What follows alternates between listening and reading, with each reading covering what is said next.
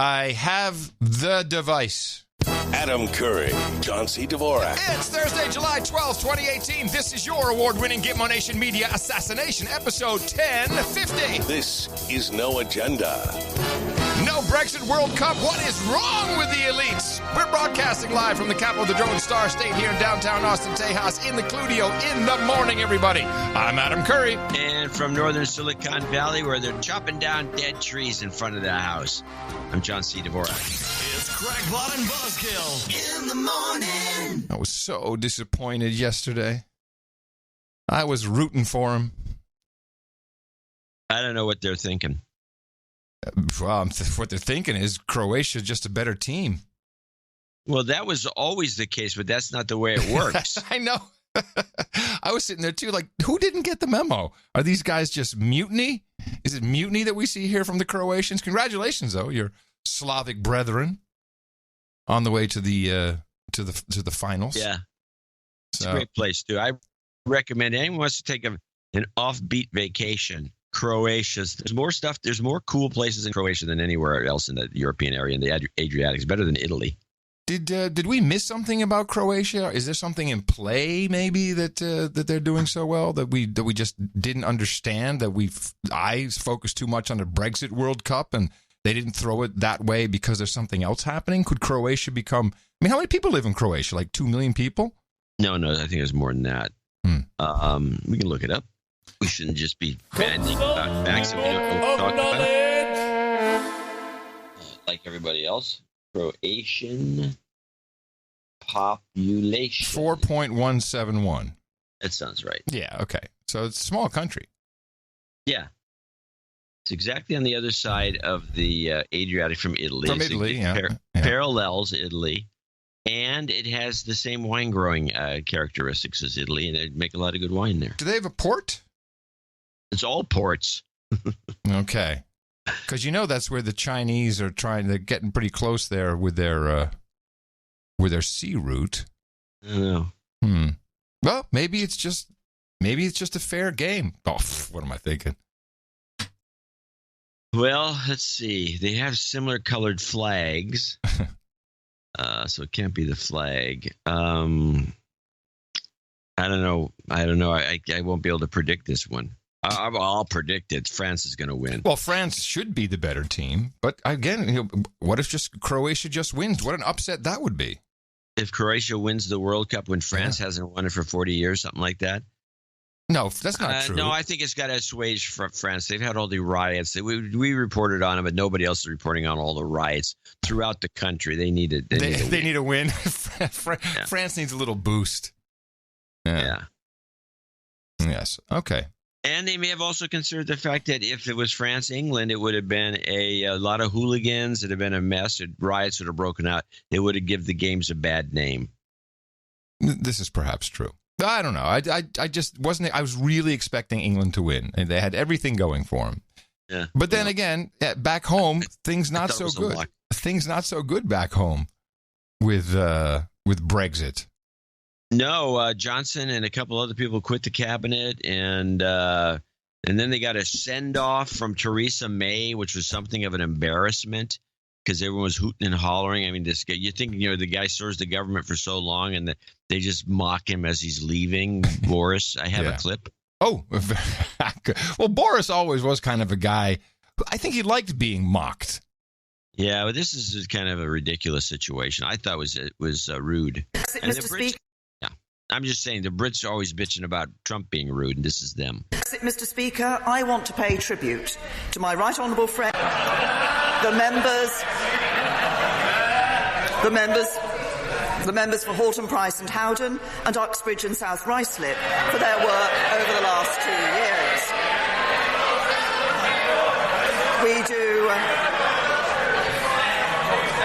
We do not agree about the best way of delivering our shared commitment to honour the result of the referendum, but I want to recognise the work of the former Secretary of State for exiting the European Union, for the work he did to establish a new department and steer through Parliament some of the most important legislation for generations.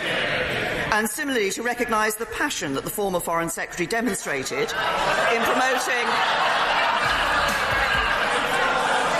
in promoting... Order! There's a very unseemly atmosphere. I want to hear about these important matters. And I think the House should. The Prime Minister. Thank you. That the former Foreign Secretary demonstrated in promoting a global Britain to the world as we leave the European Union. And I'm also pleased to welcome my honourable friend, the member for Esher and Walton, as the new Secretary of State for exiting the European Union. So, I like, having lived in the UK, I really do understand this humor. And I think Boris Johnson probably appreciated that too. It was funny. Yeah, it was funny. So the way important matters, I get a kick out of the speaker. Yes. I want to hear the important matters. So the way I understand what happened that caused this existential crisis is that Theresa May had a big powwow at the Chequers, which I didn't know what the Chequers was.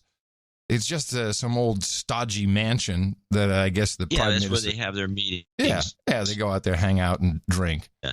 And but apparently she had already come up with some plan to which I don't even know if the contents have been made public, exactly what the plan was or what the deal was.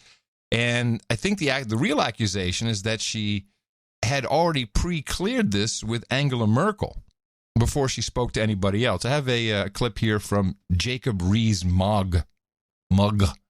I have no idea who he is, but I like what he was saying. And it was on the news in the UK, so I thought, this makes sense. But she is the one who has put these proposals together at Chequers. She's the one who has to take them to Brussels. And by saying that what she's come up with you don't support, how can you square that with saying that she still has your confidence? Well, I think they may have been taken to Brussels and to Berlin before they were presented at Chequers, which is a serious question.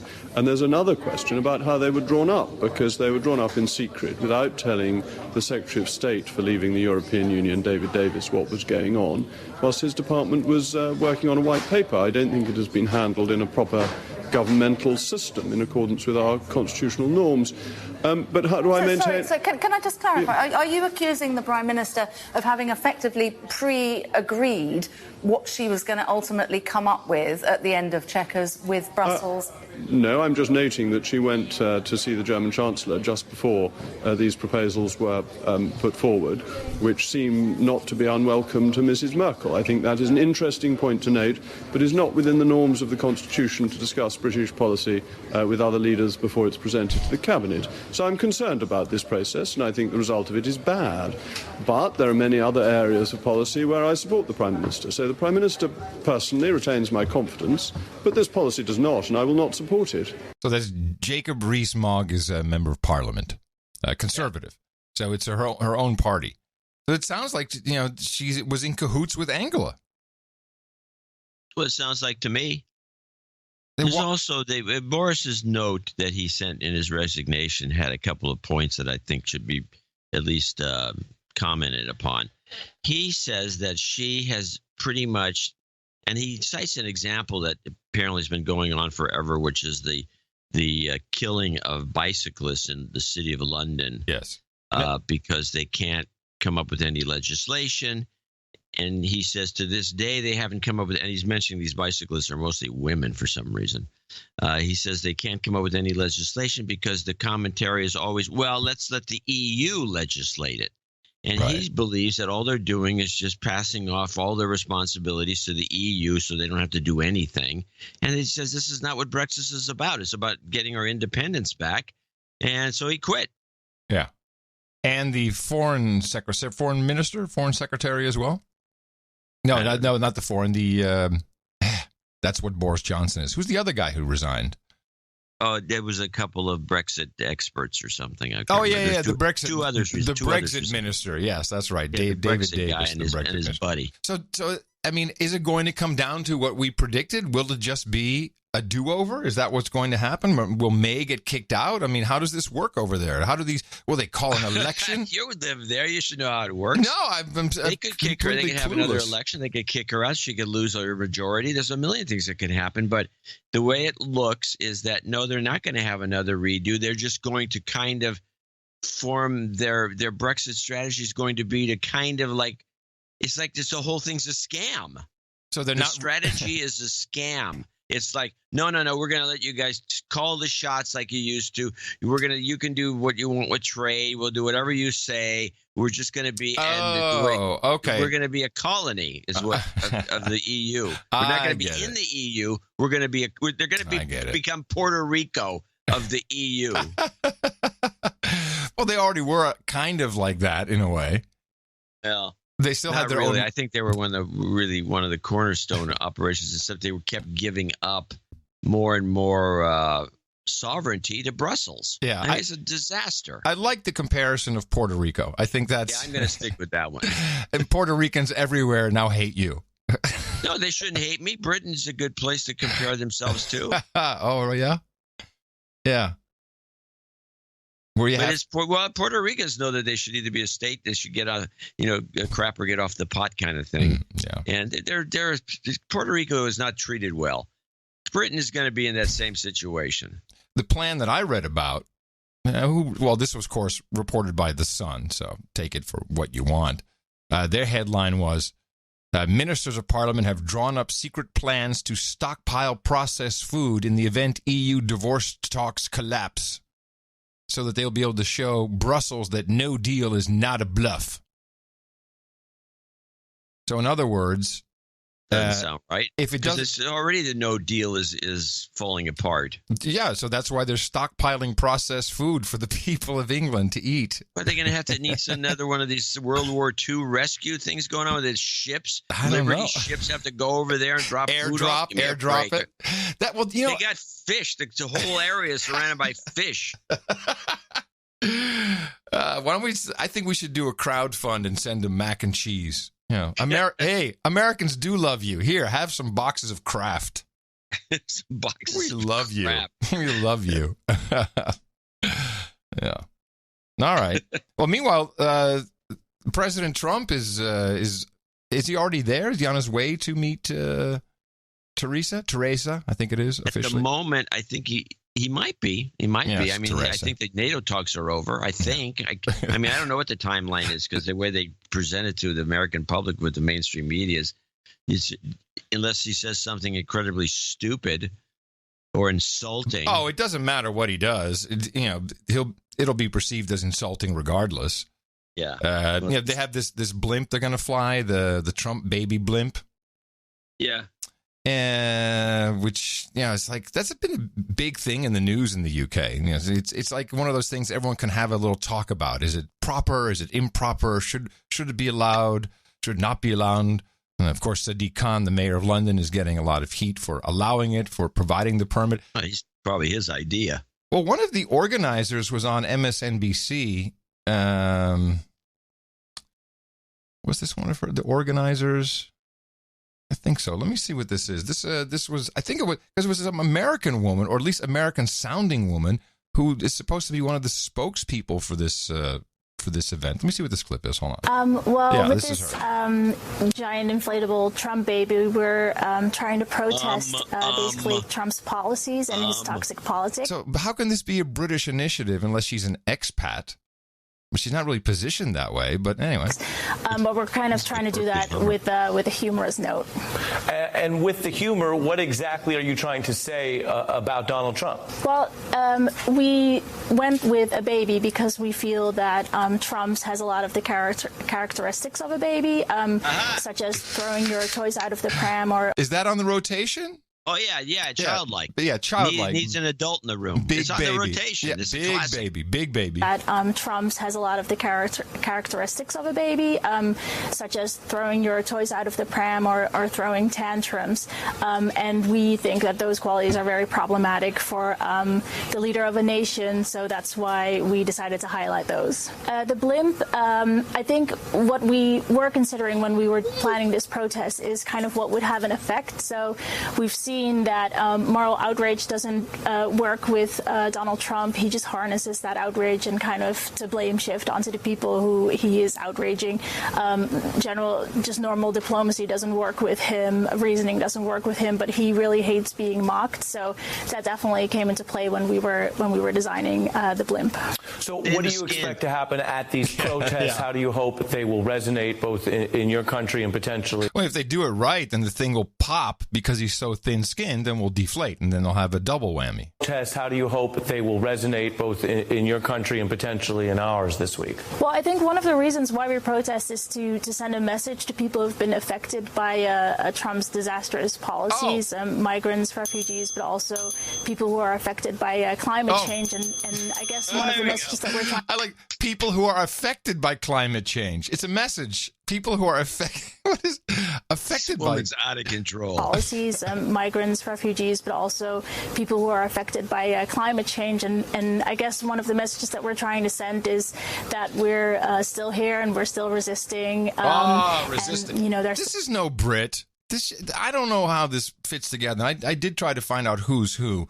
The originator is an English guy, but he talks about his why don't they talk promoters. to him instead of this dingbat? Because she is the one of the spokesholes for the project. You see, that's what he announces, that she would be doing all that. But when she's talking about, these are Americanism term she's using. I guess one of the messages that we're trying to send is that we're still here and we're still resisting. Dude, resisting, that's not a British thing. This is a U.S. thing. And there's still someone on their side. And from the messages that we've had, it seems to really resonate. And we feel that we've definitely accomplished at least that goal with this protest.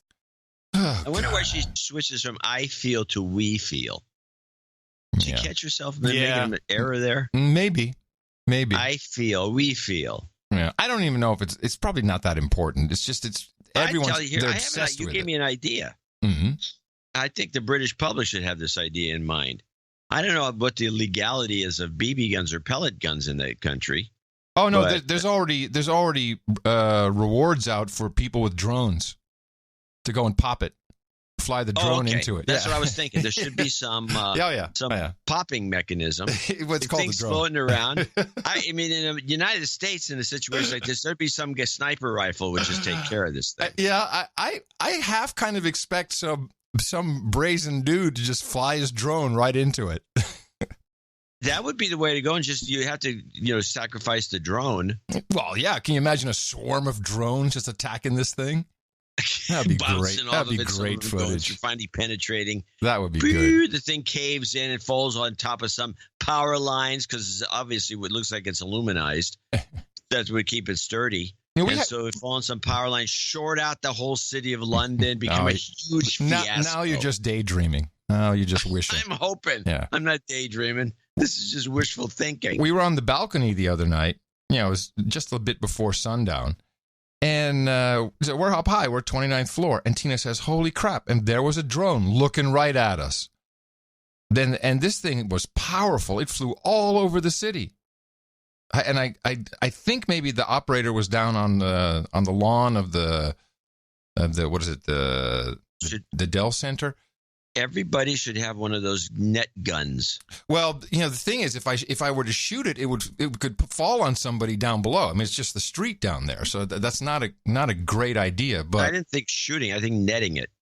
Oh, isn't that from the cartoons? I don't know if that really exists. A net gun.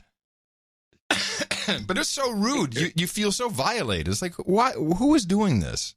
That's what I would net it. In fact, if you could net it with a fish line and you could just throw a net over it and then pull it into the place and then stomp on it and then send like a bug and then send some, throw a paper plane down with a note on it saying, I got your smashed drone, you a-hole. No, I know. I believe there's some apparatus not dissimilar to the dog dazer that you maybe at a short distance you can interrupt its signal.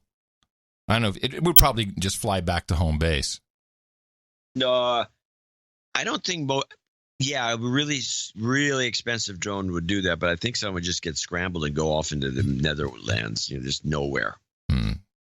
Land on a roof. You gotta never find it. I've got a note here from here we go. DroneShield.com. That's where we want to be. They have the drone gun. Tactical. I think that would be for me. Let's see. Woo! This is Drone Gun Tactical provides a safe countermeasure against a wide range of drone models. It allows for a controlled management of drone payload. such as explosives, with no damage to common drone models. So what can you do? It has 1 kilometer coverage. What can you do with this thing? Can you, like a tractor beam, can you pull it in? This is cool. Yeah. See, it says your next project. Yeah, these things, they look very militaristic. Oh my God, these are great. But it doesn't really show me how it works. What's the URL? Droneshield.com. Okay. Drone Shield. Do their own research. Yeah, this is very interesting. Well, although it looks expensive. I don't know if I'm going on this. Well, if I had a drone on the 26th floor, whatever floor you're talking about, up there looking I'd probably yeah, it was weird. You know who was running that drone? No. The Dutch press. Oh yeah. Okay. All the more reason. All right, I'll look into the drone gun.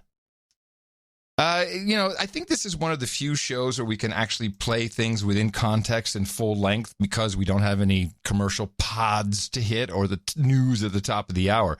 Hard break. I found very hard break. I found the breakfast meeting that the president had with Jens Stoltenberg of NATO actually pretty good.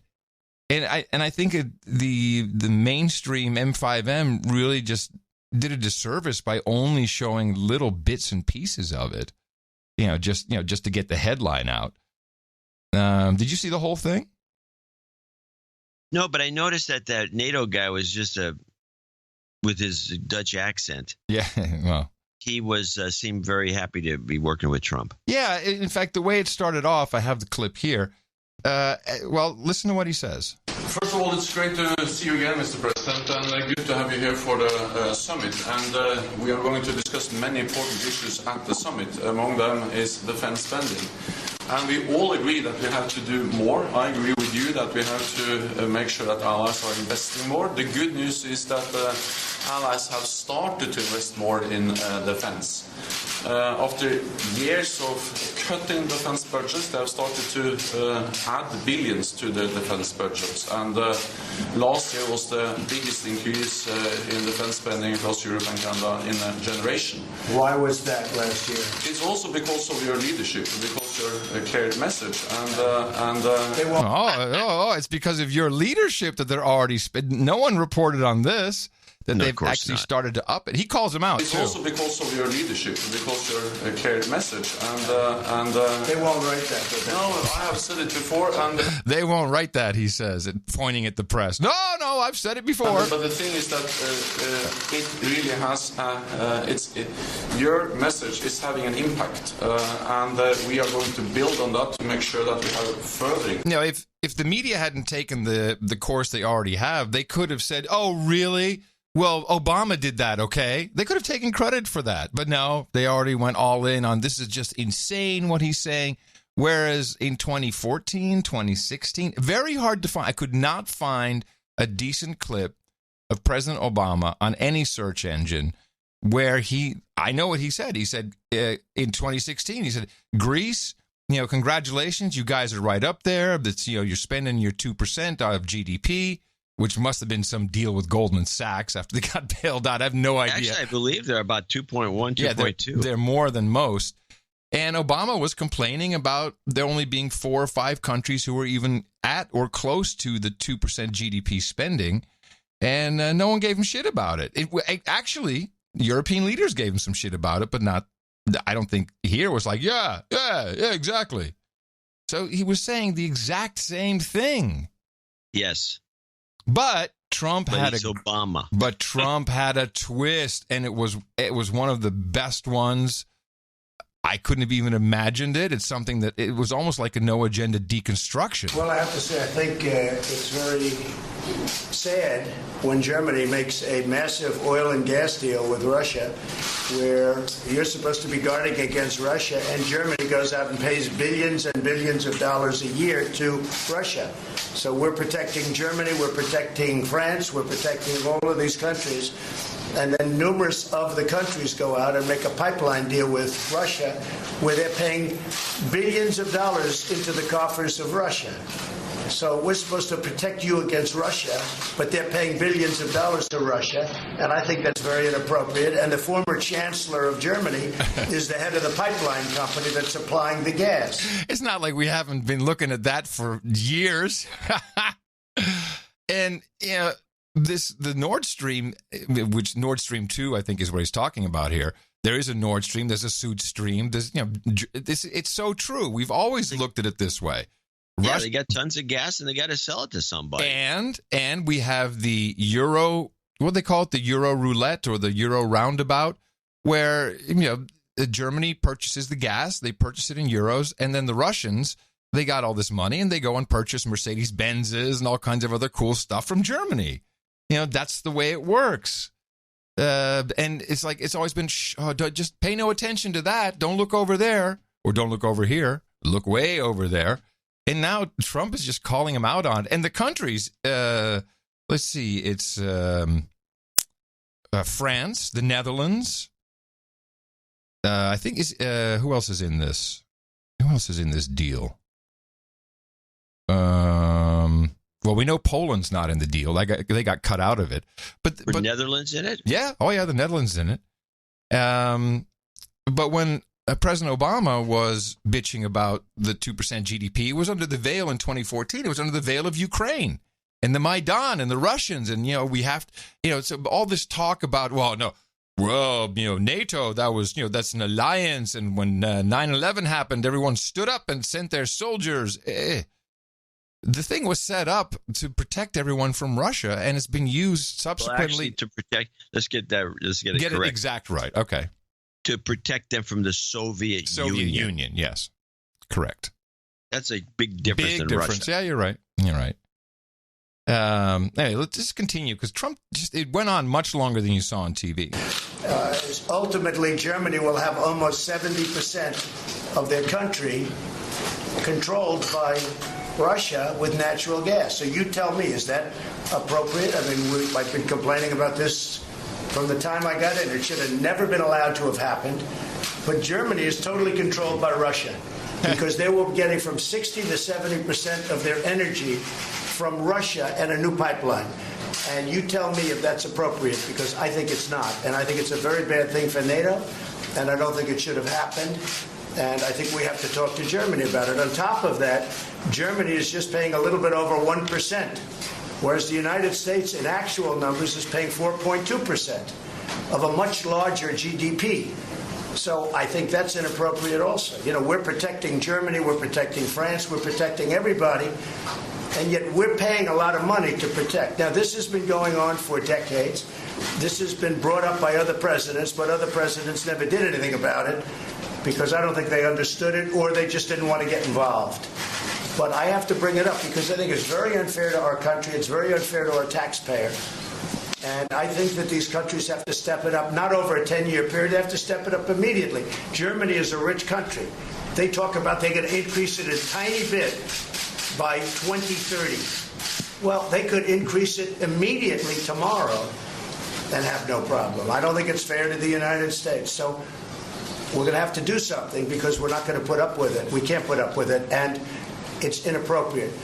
So we have to talk about the billions and billions of dollars that's being paid to the country that we're supposed to be protecting you against.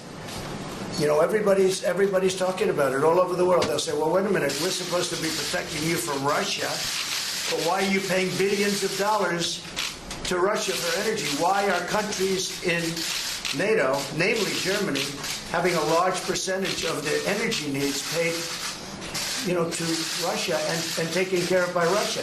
Now, if you look at it, Germany is a captive of Russia because they supply. They got rid of their coal plants. They got rid of their nuclear.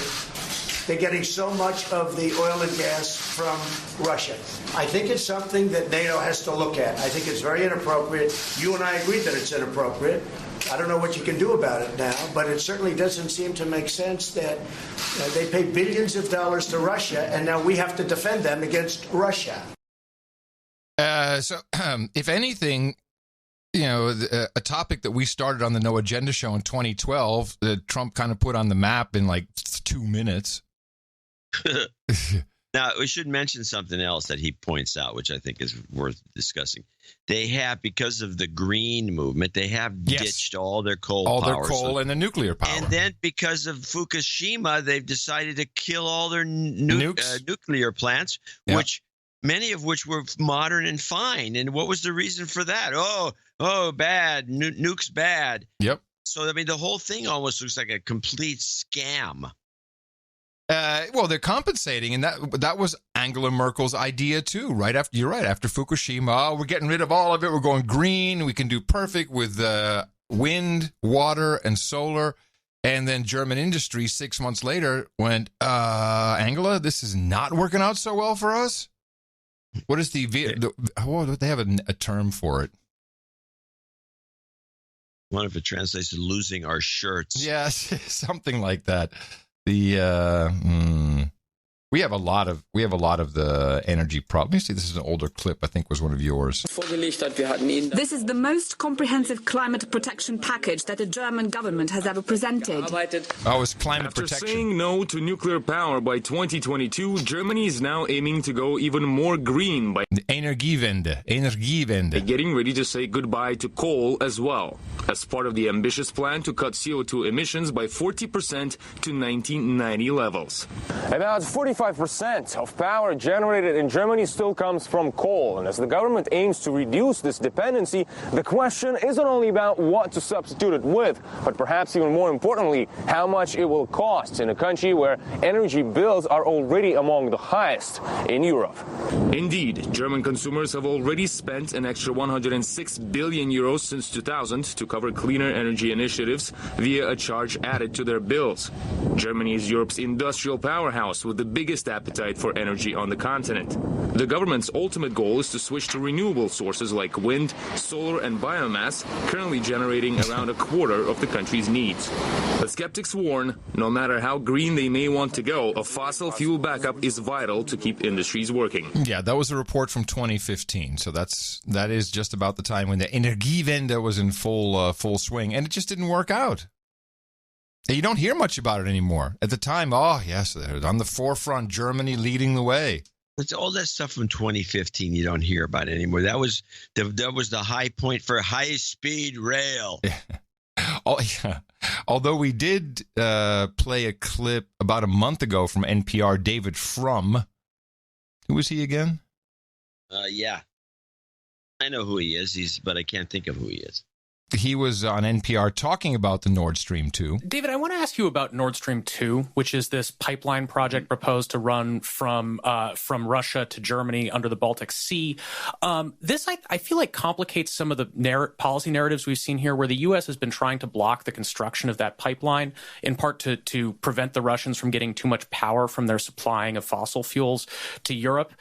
What do you make of the Trump administration taking this sort of fairly strong anti-Russia position at this time? One of the things dividing us from Europe, actually us wanting to be tougher on Russia on this issue than they are. Yeah, the Nord Stream 2 pipeline it's a Eastern European issue. The reason the Russians want to build this pipeline that allows them to supply gas directly to Germany, bypassing Poland, is that they never want to cut off Germany. That's too scary. They've tangled with the Germans a few times. They'd rather not do it again. But this pipeline allows them to turn off gas to Poland and to Ukraine and to other places without turning off gas to Germany. So the reason that the United States has stood strong, or not as strong as it should, against this pipeline is to protect our NATO's eastern flank.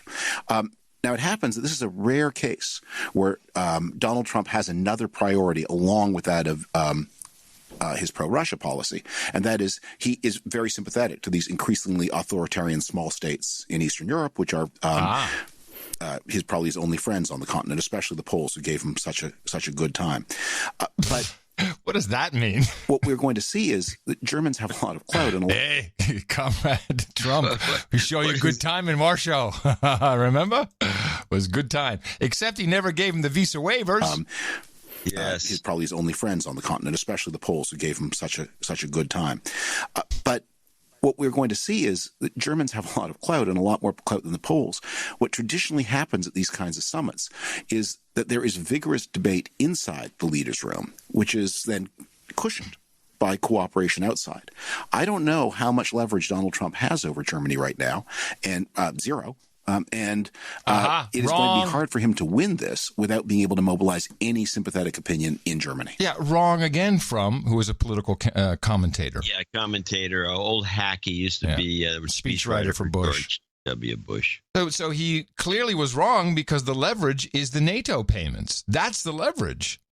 Yeah, definitely leverage. To me, it's like, wow. I believe Frum is another one of the anti-Trumpers. Oh, I'm sure. Poland did come up in this breakfast meeting. NATO is an alliance of 29 nations, and there are sometimes differences and different views and also some disagreements. And the gas pipeline from Russia to Germany is one issue where allies disagree. But the strength of NATO is that despite these differences, we have always been able to unite around our core task to protect and defend each other, because we understand that we are stronger together than apart. I think that 2 world wars and the Cold War taught us that we are stronger together than apart. But how can you be together when a country is getting its energy from the person you want protection against or from the group that you want protection? Because we understand that when we stand together, also when dealing with Russia, we are stronger. I think what we have seen is that... No, you're just making Russia richer. Well, you're not dealing with Russia, you're making Russia richer.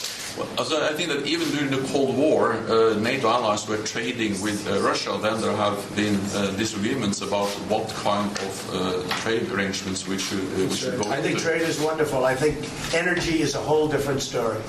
I think energy is a much different story than normal trade. And you have a country like Poland that won't accept the gas. You take a look at some of the countries, they won't accept it because they don't want to be captive to Russia. But Germany, as far as I'm concerned, is captive to Russia because it's getting so much of its energy from Russia. So we're supposed to protect Germany, but they're getting their energy from Russia. Explain that. And it can't be explained, you know that. All right, thank you, press. All right, Thank everybody. You. Yes, get out. Thank you, press. Thank you, press. So the implication is that Poland doesn't want to be a slave to Russia, which I don't believe. I think they would love to get some gas. And by the way, if you hear, and this is a pro tip from the No Agenda show, if you want to propagate just a little bit of formula, if you hear anyone talking about the oil pipeline from Russia, you can then correct them and say it's a gas pipeline, natural gas, which is a mistake I've heard everywhere because people really don't read up on this stuff. And I think I know a bit about the pipelines, and the whole idea here for Trump is to protect American interests because we want to sell our gas. That's why we have. Yeah, I think that's a false hope. But well, it may be, but the one thing that is interesting is that Trump, if you didn't notice, because I sure did, kept repeating the same mantra over and over and over. Germany's beholden to Russia, and they're getting a lot of money from Germany. Yeah. In some attempt, I think, to get the mainstream media to cover it. Yeah. Well, the mainstream media has a problem, though. Because how do you hate Russia and they've meddled with our democracy, they've ruined our country, our president is a puppet. Now Germany's okay, it's all right. It's Angela. No, they've painted themselves into a corner. Yeah, it's horrible, and so we get crappy news coverage, and so. Man, were they happy to have those kids rescued in Thailand. Oh yeah, and even better today, Stormy Daniels arrested. Yes, Stormy Daniels arrested. Even though today we have the public testimony by Peter Strzok, one of the FBI. That's the hot news for today. Yeah, but they already had a closed door session. So as far as I'm concerned, this is just a script, and everyone's reading off questions that have already been answered. They just want to get the answers in public, and it's showing how fabulous you are. And I look at my question. Oh, I got him. Ooh, I nipped him there, didn't I? It's theater. I doubt if we'll learn anything, but you and I will both spend hours watching it after the show. I just don't think there's going to be much there. I think there'll be a couple of good snidisms. Oh, yeah, but that'll be about it. Euronews did give us a little rundown of the contributions from countries of the NATO alliance. In 2014, NATO countries agreed to spend 2% of gross domestic product on defence every year up to 2024. The target is described as a guideline, and there's no penalty for not meeting it. In March, NATO released the figures for 2017, and only a handful of countries hit or bettered the 2% target. The US spent the most, at 3.57% of GDP. The second highest spender, perhaps surprisingly, was Greece. The UK came in at 2.12%. The member that spent the least was Luxembourg at 0.46%, well short of the target. Estonia and Poland have significantly increased their spending since the 2014 NATO summit, where members agreed the 2% target. That was in response to Russia's annexation of the Crimea region, which came after 25 years of cuts to European defence budgets. Nevertheless, European Council President Donald Tusk maintains that as a whole, the EU spends more on defence than China or Russia. In the next multi-annual financial framework, the European Commission proposes increasing defence and security spending to €27.5 billion. That would take up 2.4% of the total MFF budget. €13 billion of that would be dedicated to the European Defence Fund over the next 7 years. But no one knows if that will be enough to convince Donald Trump of Europe's commitment to NATO and defence. So it would only take them €27.5 billion to be up to par across the Eurozone? Did I misunderstand that? I couldn't follow it very well because his numbers weren't the same as the ones that I have in my head. And I need to add that when President Obama was bitching about this on his trip and his NATO conference, and he had to sit down with Angela, it was right after it had been revealed that our NSA had been spying on Angela's cell phone. Remember, I think there was some kind of veiled apology even. Yes, right. Can you imagine if that had happened under a Trump presidency? Oh, my goodness. Well, they did have an interesting commentary that was read on this. This is the PBS NewsHour, I believe, from Tusk. Yeah, Tusk. Donald the Tusk. Dick. Tusk the Dick, yes. Tusk the Dick. They had Kay Bailey Hutchinson on, who to me she's like an old political hack who's been in the government since I was a kid. It's like my mother, and she turns out to be a great Trump apologist. She's really good at handling it. But they play this Tusk versus Trump versus NATO clip from. I wonder then how you respond to No, I'm sorry. This is what. Stop. This is what's her name's show. The British woman that has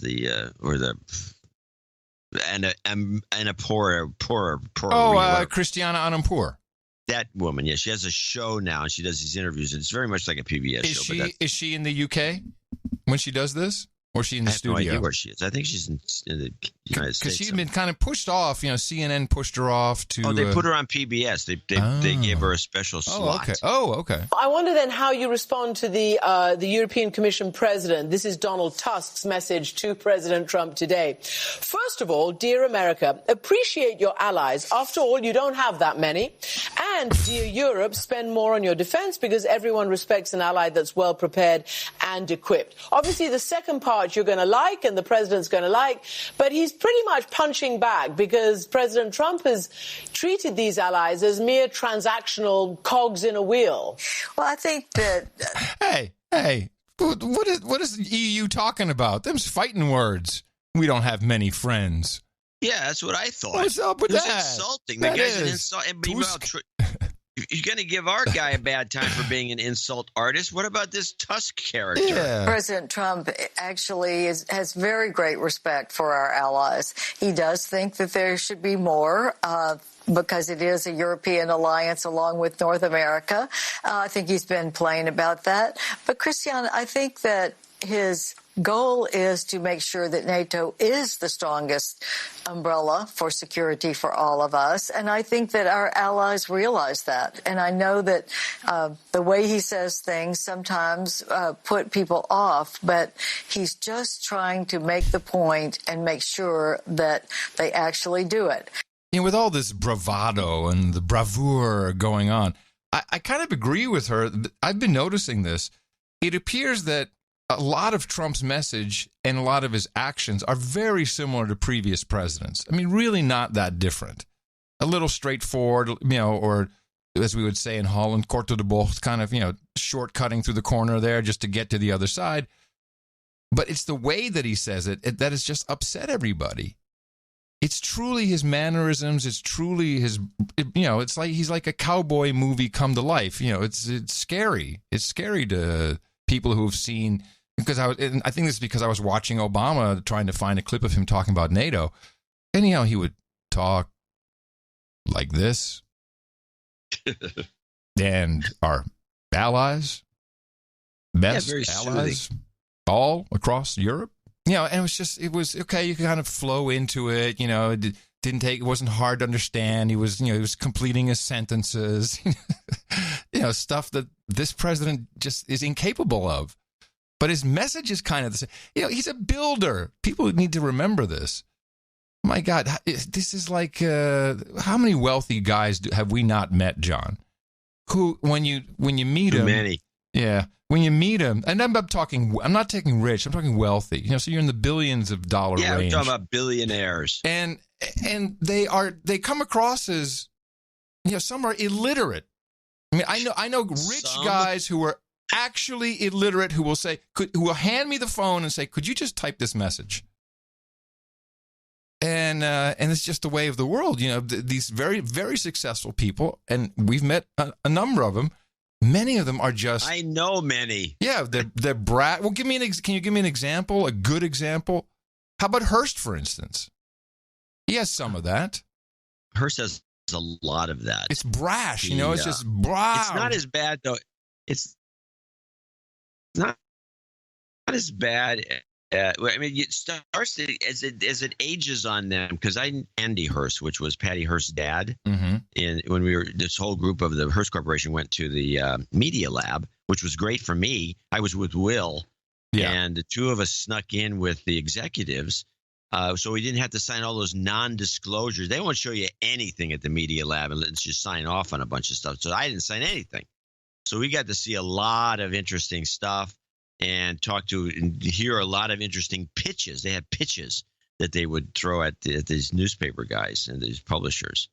And Randy was like, it was like he was just kind of like oblivious to things. It was like, oh, it reminds me of the story that the best way to describe most of these guys seems to me to be my description of the woman I saw at a military display in Pacific Heights and in one of the parks, and there's a Pacific Heights woman who walked over with her little poodle, whatever, it was a trendy dog at the moment. She was totally a Pacific Heights type, loaded, obviously. And the guy, she's looking at one of the exhibits, and the guy, she says, "What is that thing?" He said, "It's a personnel mine."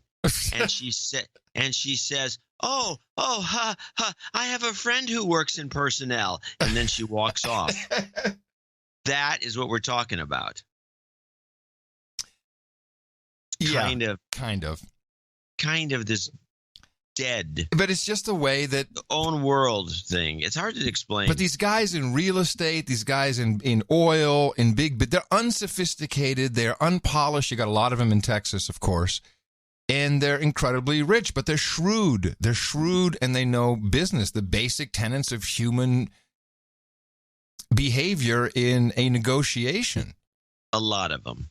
Yeah, well, of course, not all of them, but I mean, the Silicon Valley types. A lot of them were focused. They made their money by. Bill Gates is a good example. By being more focused than you and I could ever be, if we combined all our skills, they could focus to such an extreme that they can really make things happen, but they don't. Beyond that, it's like, I remember I went to a baseball game once with Bill Gates and had to explain a hit and run to him, and it was like what? It was right.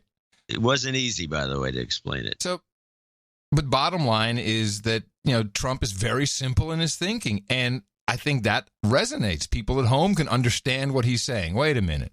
So these guys are giving billions of dollars to Russia, and then they're going to give even more with the gas they're buying from them. They're cutting out the so-called, our buddies there in Ukraine and Poland, or let's just say Ukraine is the most important one because that was so important. Remember, it was so important for the Russian gas. And meanwhile, these guys aren't pulling their weight. I mean, and Trump directly talks to the taxpayer. It's unfair to the taxpayers. Hey, I sit at home and go, yeah, what's up with that?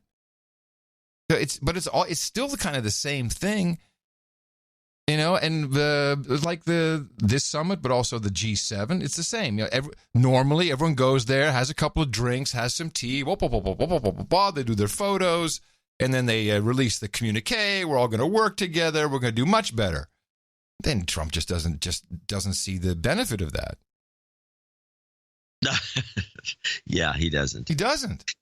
So I'm enjoying it. They're painted it into a corner. Well, the problem is nobody's getting this information. The fact that he's trying to get it out, but they're not going to pick it up. I don't think so either, because they don't know what to do with it. Here's the summary of the whole Trump experience in NATO was that one photo which I had in the newsletter. Which you can take, depending on the dimension you're in, you can say, wow, everybody's going this way and Trump is a moron, he's looking the other way. Or you can say, now that's a guy who's looking at other opportunities. Or building code violations, as you said in the newsletter. Yeah, that's my punchline. That was a good joke. That was good. What's the second tooth clip? Let's play it. Now, Christian, I served with other presidents, and they all said the same thing. I think President Trump is saying it in a way that they are now remembering and really turning on the dime and doing better. Mm-hmm. Look, I understand, and many U.S. presidents and leaders have complained, and they want that 2%. Obviously, the Europeans do things that complement U.S. participation and the U.S. contribution. But here's the thing. The tone is what is creating existential angst amongst your... Oh, there it is. She's saying it for me. It's the tone. Oh, he's not saying it right. The tone is what is creating existential angst amongst your NATO allies.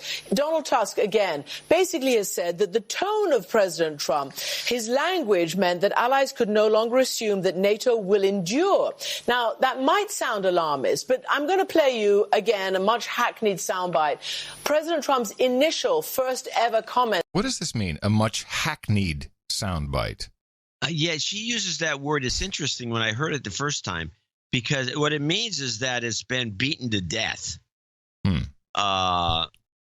Or a cliche. It's just something that's been used a lot over and over and over again, like the network does. They always keep throwing stuff in. Well, let's pay attention to it, because that's a milieu type of word. We can figure out where she belongs, who she belongs to. I think we should hear that word more often. Well, that's an interesting idea to think that's a milieu term. It could be. Yeah. Makes sense. But no longer assume that NATO will endure. Now, that might sound alarmist, but I'm going to play you, again, a much hackneyed soundbite. President Trump's initial first ever comments in public on NATO were not heartening to those who believe in the alliance. Listen to this for a second. NATO is obsolete. It was 67 years, or it's over 60 years old. It is, many countries, doesn't cover terrorism, okay? It covers the Soviet Union, which is no longer in existence. And NATO has to either be rejiggered, changed for the better. I'm not saying the other thing that's bad about NATO, we're paying too much. We're spending a tremendous billions and billions of dollars on NATO.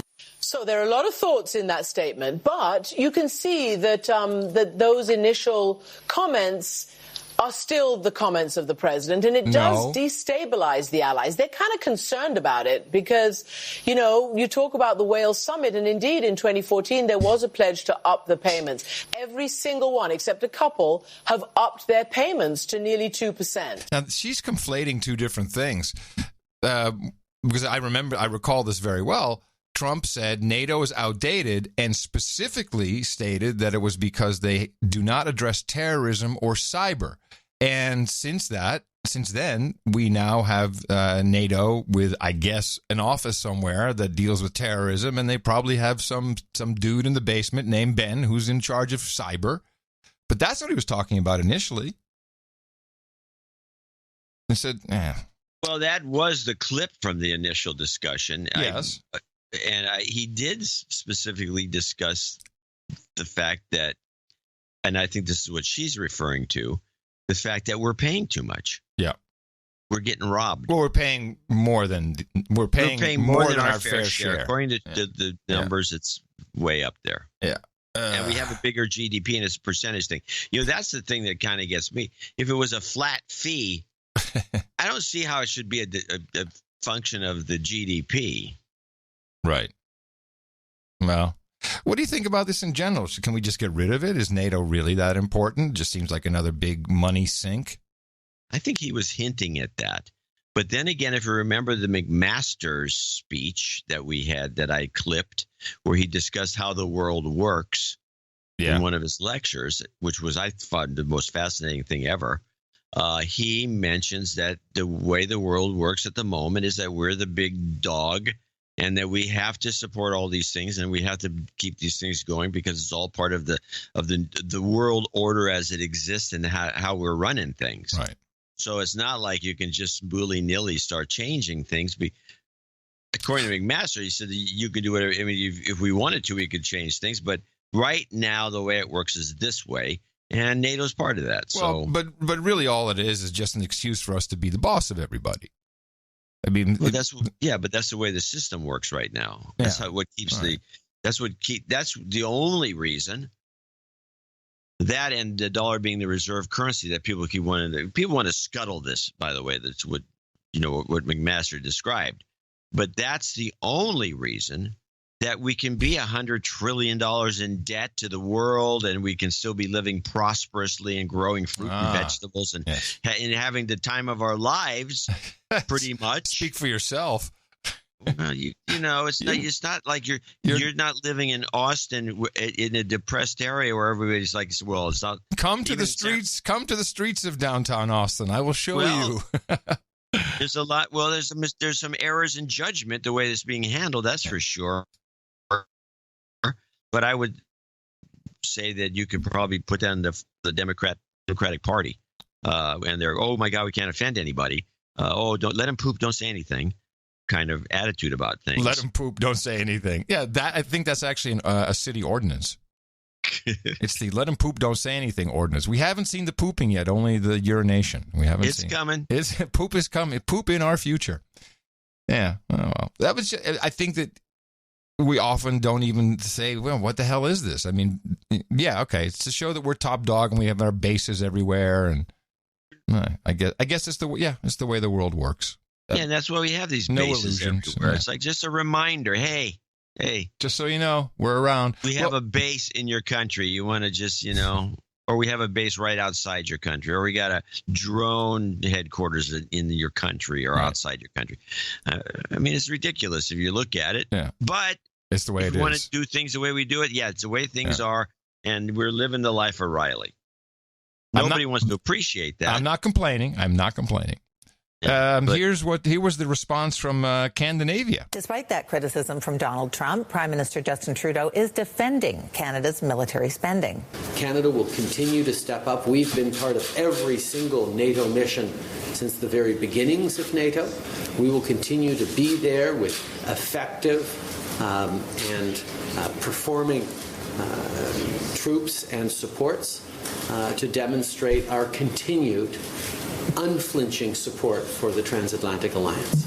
Trudeau spent the day in Latvia, where he formally announced that Canada will extend its mission in the country by another 4 years. It also means another 85 troops, bringing the total in the region to 540. He visited some of those soldiers today. Trudeau will head to Belgium for the NATO summit next. Trump has been calling for all NATO countries to pay 2% of their GDP towards military spending. For Canada, that would mean nearly doubling the defense budget, and the Prime Minister says Ottawa has no plans to do so. Oh. They have no plans to do so. He starts off as he's a big supporter, but he won't give the money that they agreed to. Yeah. These guys bugs me. There's another talking point there is that, everybody sent their troops, which you can see in two different ways, in multiple dimensions. All other countries sent their troops when we were fighting evil Saddam Hussein. Oops, wrong guy. In Iraq. But, you can also see it as, they didn't feel like paying any, so they just sent some children. Here. We're good, right? That's the way I see it. It's like, hey, we sent some kids over and get blowed up. So we had there was an incident with that got, unfortunately, it was produced. This clip was produced, and it's and I have to kind of kind of I had to cut it way down because it was just not usable. And it was Trudeau. The clip's called "Blasting Trudeau." It's Trudeau at at some sort of a, what do you call them, town hall, and he this veterans up there, no legs, and he's standing on these things and bitching about the fact that he can't get his compensation from the Veterans Affairs after the government promised they're going to do nothing but good things for them, and everybody seems to be in Canada seems to be upset about the fact that they can't get their money. There's been a bunch of ex-ISIS people or so. I've seen this story. Some ex-ISIS guy got $10 million of compensation for being called a name or something. It's from a different fund. You see, it's a different piggy bank. Yes. And so this guy's up there bitching. Now, what I want you're going to hear the end of this guy's complaining, which went on for a while. And then you're going to hear Trudeau. And I realized that Trudeau, in the last clip you played, and Obama to some extent, they all sound like Big Nurse from One Flew Over the Cuckoo's Nest. Like they're talking to insane people. So again, my question is, what veterans were you talking about? Was it the ones that fought for the freedoms and values that you so proudly boast about, or was it the ones who fought against? Because honestly, Mr. Prime Minister, I was prepared to be injured in the line of duty when I joined the military. Nobody forced me to join the military. I really like the piano, John. It's really working for me. It's just clutching at my heartstrings. I said I apologize for that before the clip. People that produce these clips, I know, and then decide that for some reason they think it's cool to do. I don't think you should do that on any show. No, it ruins. Even if you're doing Frontline. Yeah, so I do want to point it out. That it makes a difference when you hear it with the piano, people. I was prepared to be killed in action. What I wasn't prepared for, Mr. Prime Minister. Stop. This actually, maybe this was a press conference at Nordstrom's. Is that possible? It's funny because I was in Nordstrom's the other day. Yes, it's very possible. Piano? Yeah, just one of those self-playing pianos. Oh, they're cheap, and they've gone cheap. I was prepared to be killed in action. What I wasn't prepared for, Mr. Prime Minister, is Canada turning its back on me.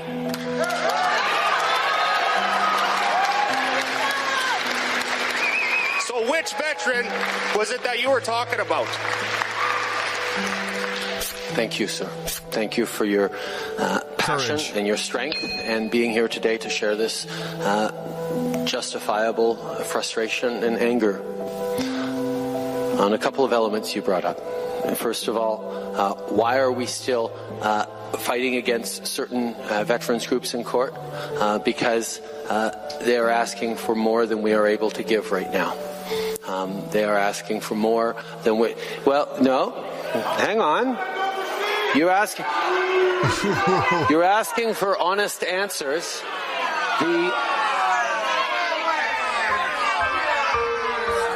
Wow. Huh. Yeah, they turned on him. Yeah, they sure did. Don't have enough money right now. That's not very satisfying. No, it's really pissed for, especially when this $10 million thing distribution to these ex-ISIS guys. I mean, come on. It's very strange. So that bit at the end, that's where you think it was like One Flew? Yes, when he talks like Big Nurse on the Nurse Ratchet or whatever her name is, Ratchet, I can't remember her name. Yeah. And she always said, now you should be more calm. You shouldn't act this way because you're right. Well, that is bad things can happen. Yes, and that's what everybody wants to hear. That is what makes us feel good. Well, that's apparently what they want to hear. They don't like the way Trump presents things, that's for sure. But you brought this up earlier when you talked about Obama's very slow and calculated way of saying anything. Yes. And I'd say Hillary fell into that category. I used to always say this. People say, oh, she's such a wonderful speaker. You listen to Hillary in her normal speaking pattern. It's word at a time as though you're a 3-year-old. Yeah.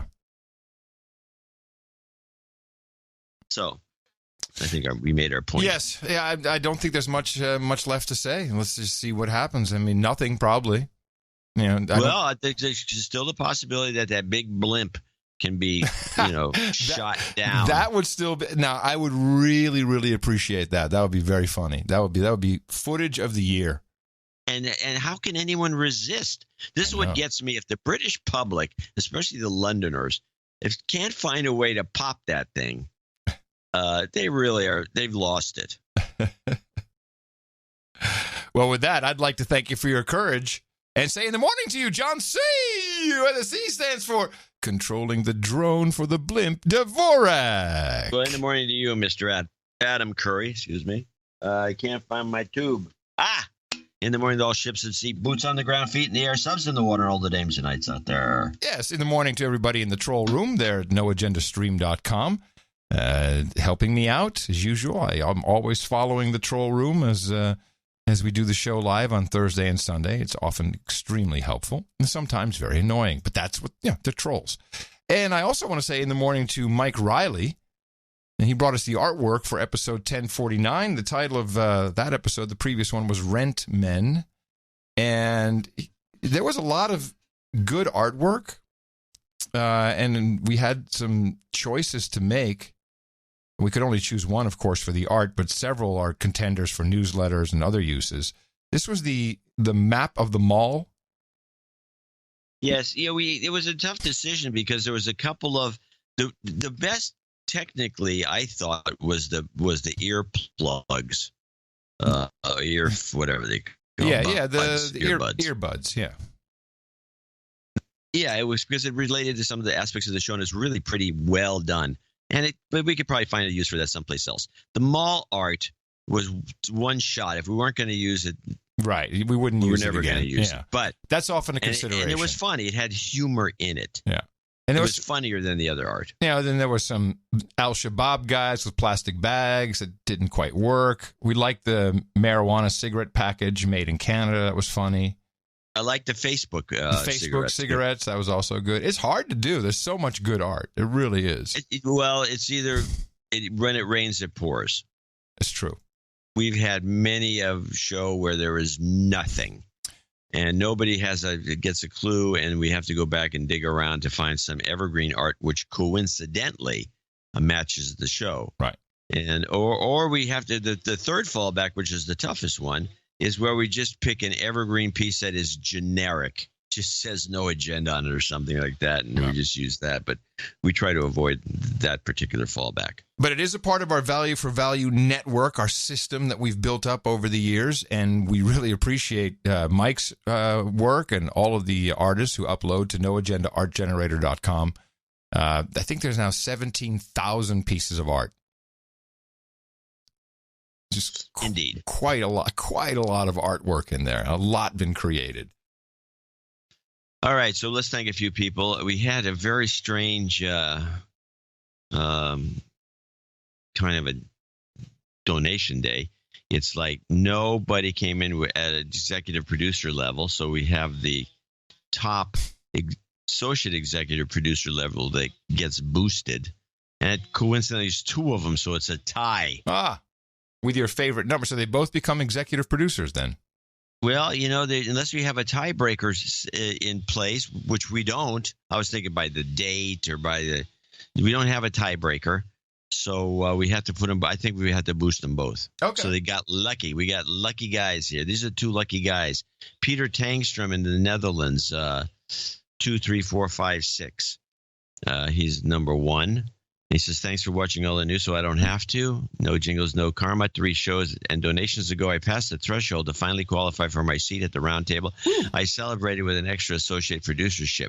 While my new title came through, I was mistakenly held for Sir... Oh, that's funny. Held for Sir Snake. Sir Pete Snakes? Peter Snake. Yes, yeah. I'm however a new knight. Would love a pat on the shoulder with your blades, providing John's blade doesn't get stuck. It's always stuck. It was because you keep going, hey, where's your blade? Where's your blade? Yeah, get your blade. Looking forward to the ceremony. I apologize for any unclear messaging that might have caused this. He's Peter Tangstrom, and he'd like to be known as Sir Pete of the High Power Hammerheads. Okay, I've noted that, and we will see. He's the only knighting today, so we'll see him later at the round table. And thank you very much, Peter. Soon to be Sir Pete. Also executive producer. Yeah. Meanwhile, Sir Cal of the Lavender Blossoms, our buddy that makes the lavender cream. Lavender everything. CBD, lavender, CBD, THC, LMNOP. It's all good there at lavenderblossoms.org. 23456. ITM amigos, please give me some travel karma as I'm traveling south to Gatlinburg, Tennessee for a reunion with my old Marine Corps brothers. Oh. We have a lot of Marines that listen to this show, too, which is kind of interesting. So we got Marines, Eagle Scouts, Hams, dude's named Ben. Very interesting group. Yeah, and also everyone has a different opinion, and not all, walking lockstep with one particular group or the other. I got a long note from one of our producers. And generalities you can make about the women. We have a lot of women listeners. Yeah. But, it's like you guys were reading notes from Eagle Scouts, and, remember it was the girls and the boy and coming into the Boy Scouts of America? And so, there were all kinds of opinions. And I guess one opinion was, well, this, I don't agree with it. Very Christian, don't like the possibility of homosexuality going on. And we just read the note, and we didn't comment on it. And that was enough for this producer to say, she said, well, you guys are so out of touch. What is wrong with you? I'm like, no, you don't. Just because you're reading a note, I'm not giving an opinion. What? Huh? Just reading a note. Oh, we out of touch. Yeah. Well, Anyway, he goes on to say. Anyway. So let's read our Marine's note here. Sir Cal. 9-hour drive to Gatlinburg as he's driving. It goes 3 no agenda episodes, no problem. Yes, and you know exactly how far along you are based upon the end of the show. Oh, well, I got another 3 hours to go. Had 2 shows down. I wish this drive was longer. Yeah, said no one ever except a no agenda producer. Sir Knives of the Providence Plantation comes in with $230.33. I had already been planning to donate, he writes, in celebration of my upcoming 30th birthday on Friday. I think he's got a birthday list. But when my Black Knight edition of The Ring came in on Monday, I felt it must be a sign I needed to shell out a bit more for the podcast that gets me through the week. So I settled on $230.33. $200 for the producer credit, $30 for my turning 30, and 33 cents, well, because it's 33. On the subject of the producer credit, I would like to request that it and all donations credit for knighthood go to my wonderful smoking hot wife, Steph Butters Whitehead. Mm-hmm. She wants one of those rings herself. All right. After the huge amount of this is just an accounting thing. You can do this. It's not a problem. Anyone can do this. After the huge amount of effort and time she's put in toward making my 30th birthday special, it is the least I can do for her. The weekly brunch she makes while we listen to the Sunday live stream is a high point of my week. And I discovered that the only thing better than the best podcast in the universe is sharing it with someone you love. Yes, and especially if they like it too. Yes. If they don't like it too, that's a prerequisite. Yeah, question the relationship, because you could run into some basic. Why are you listening to these two goofballs? I would like to humbly request a Trump Space Force, Steph's recent favorite, and some karma to balance out turning 30 on Friday the 13th. Huh. You guys are both terrific. We can't thank you enough for the service you provide. Keep up the great work. Respectfully, Sir Knives of the Providence Plantations. Yes, of course we can do that for you. Space Force. Space Force. You've got karma. And I do need to hand out a karma to Cal there. Because in all the talking I did, I forgot to give Sir Cal of Lavender Blossoms Sir Cal. his Space Force. Space Force. You've got karma. Space Force. Space Force. Sir Matthew, the Mapper, 200. He'll be our last associate executive producer. Le Matin. For the last 5 years, you've been my source of entertainment and sanity. The last shows in the past month were dynamite. This donation is also to ask for jobs karma. I've been searching for a new job, and I think it might be have found what I want. To boost my chances, some jobs karma would be highly appreciated. For jingles, jobs, obviously, and Trudeau single clap. That's the jingle file name. Yeah, I'm looking for it, but that's what he thinks. A single underline clap. Keep going. As always, thank you for your courage in ITM. That would be our group of producers and executive producers. I wish I had it for him, but I just don't think that we have it anymore. I don't know what happened. I know what he's talking about because I'm pretty sure he sent it to me and somehow didn't get into the system. Let me see. Trudeau, maybe. Trudeau clap. He threw it out. Yeah, I think it was so poor. It was so hard to hear, is what I recall. No, we don't have it. I'm sorry. Well, I don't remember any of it. So. I wish I could compensate somehow. Send us another copy of the thing and we'll just play it gratuitously. Yeah. Well, we can always do one of our favorites and then we'll do a jobs. Please clap. Jobs, jobs, jobs, and jobs. Let's vote for jobs. You've got karma.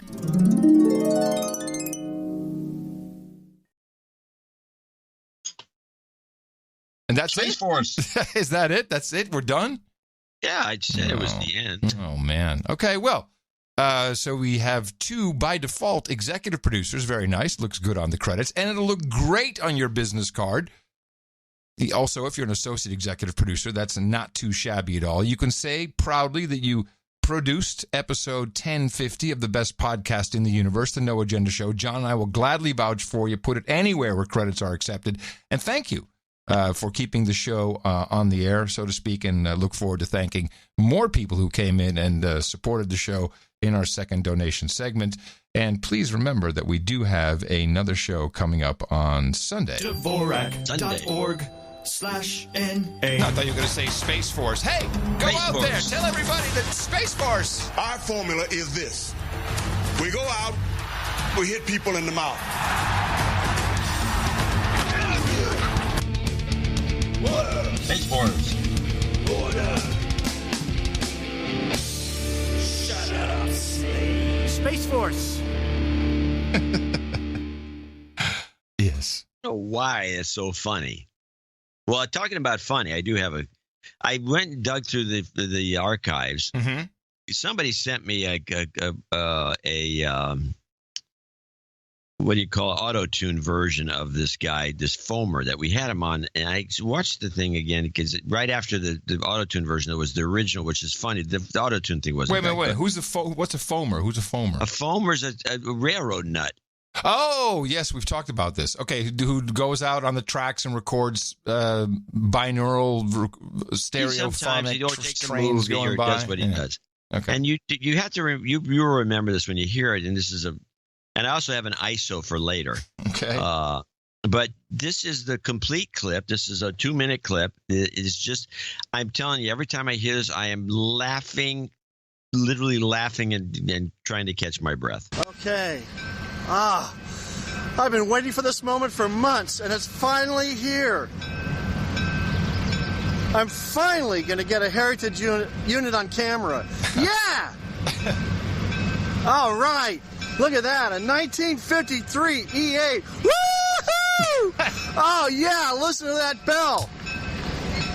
Yeah, listen to that bell. Oh, take a look at that.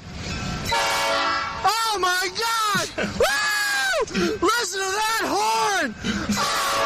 Oh, my God! Oh, she's beautiful! She is beautiful, yeah! All right! Oh, my... Oh, no, it's a BL2, too!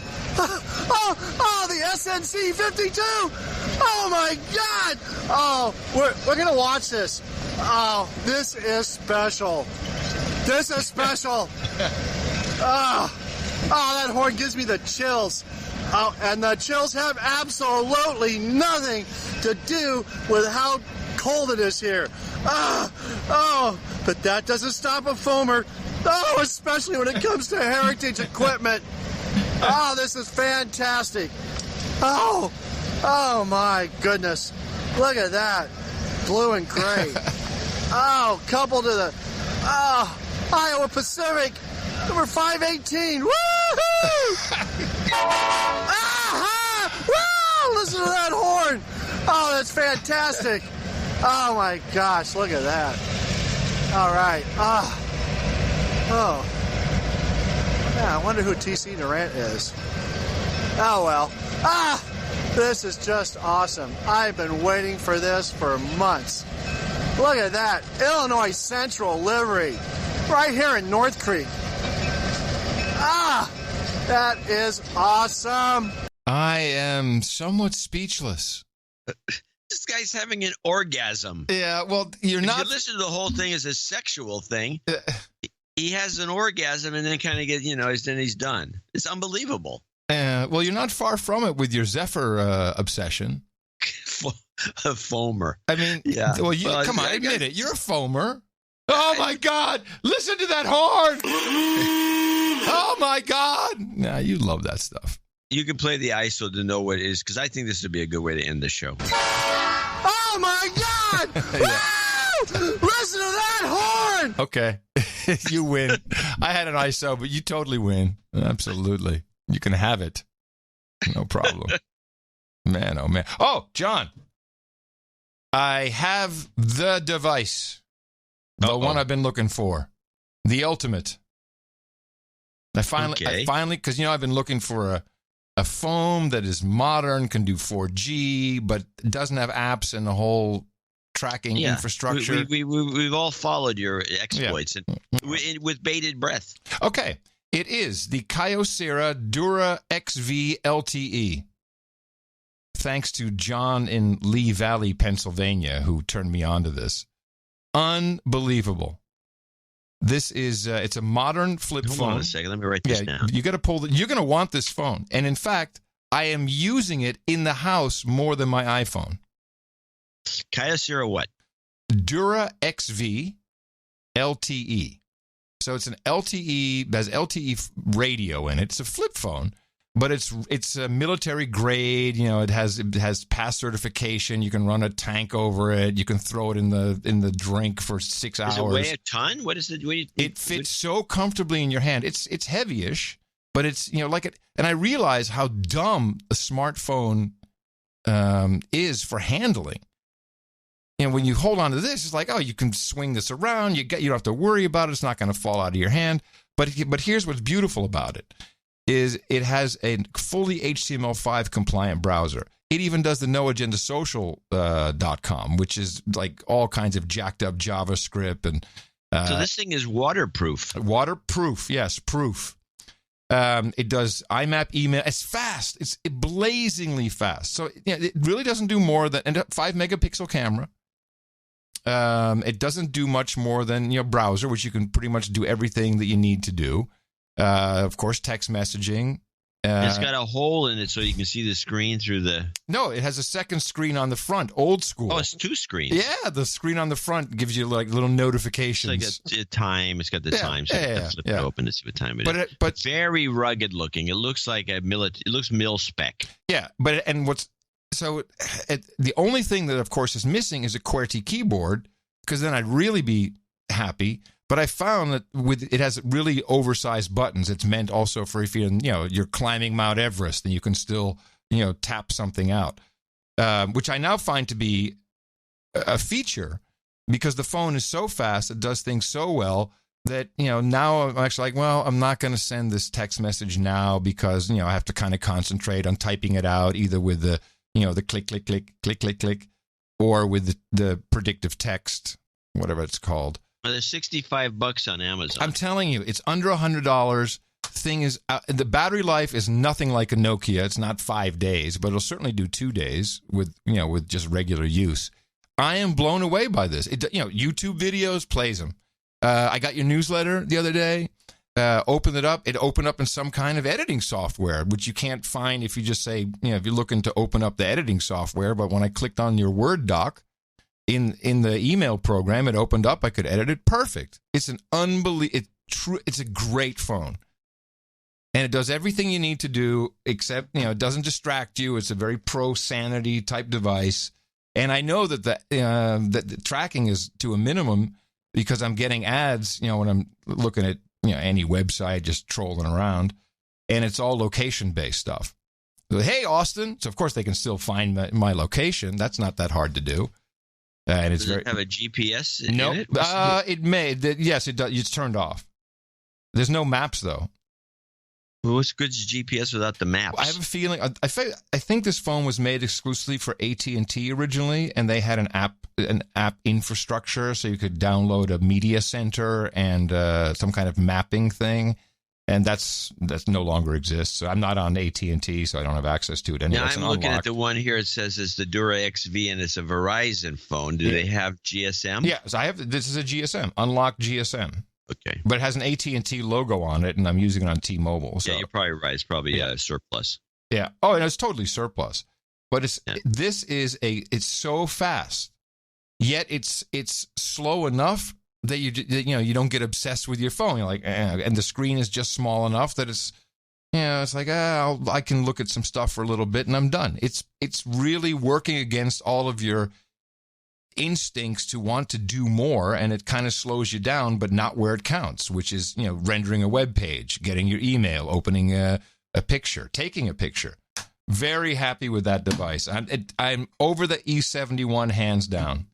In particular because it has a future, and I think there may be some low-level tracking stuff because I think it's some custom weird version of Android 4 or something that's under the hood. I'm not quite sure exactly. It was all custom. They did a lot of work. It's really cool to have a flip phone. And you know what? The adults under 40, as we now call them, they love it. Like, oh, cool, and they flip it open. Oh, I had one of these. Yeah, these are great, and they like it. Like, oh yeah, I remember. You can. So it's so fun to rage hang up on someone just by snapping the lid shut. Like, screw you, boom, done. And this one, the lid actually stays on. The lid doesn't fly off because it's made of it's rubber. It's fantastic. Great device. All right, little fat in the pocket. Little tip. Fat. Yes, that's a real tip. Real tip. Let me see. Do I have anything in our OT? Nah, I don't really have a lot of OTG stuff. That was really it. Except that there is some question now. Facebook is trying to figure out how they influence elections. And there's a story in the Wall Street Journal, this is over the weekend, that they've given researchers full access for election studies. And this new group of academics who get, I think they're talking about 2.2 billion records. Sounds like a lot. Let me see. What do you have here? What is the name of this? Yeah, okay. Social Science One is the name of the group. Formed earlier this year with backing from nonprofits, including the John S. and James L. Knight Foundation and the Charles Koch Foundation. And they have $25 million they're giving away to researchers who have proposals for understanding how social media, specifically Facebook, influences or can be used to influence elections. But in the meantime, they've given these jabronis everyone's data, which I find rather... Well, I mean, the first thing that comes to my mind, is I don't think that Facebook necessarily sways elections. Well, no, that's why the whole thing is ridiculous. I mean, what are they thinking? Yeah. I think it definitely gets groups riled up. No, someone just put together a money-making scheme, and once again, we're not in it. Yeah, I know we got to get in one of these deals. Oh, well. Yeah. Anybody out there can do good grant writing. That's what we need. We get a grantsmanship guy, because that's what this is all about. It's kind of a combination of a grant and a proposal. Yeah. Because the grant writers can do that kind of work. Anyway, there's a trick to it. I did want to mention that, whereas, I'm particularly concerned. Well, I kind of gave up on, what the government is spying on. You can only protect yourself so much. But what technology is doing, it's made a change in human behavior, which is very troubling. And there's this story that I came across. I don't know if you saw this. It was a big Twitter thread. this guy and a gal on the flight, and some Southern lady asked to switch seats.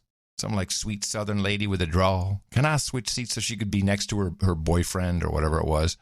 And so anyway, so this other couple who swapped seats. Now they're sitting behind these two people, and the entire flight they're taking pictures of them from behind, or sneaky, like walking up the aisle and taking a little picture, and they're documenting in a tweet stream this romance that they're like, oh, it's a romance, it's coming together, and maybe we had something to do with it.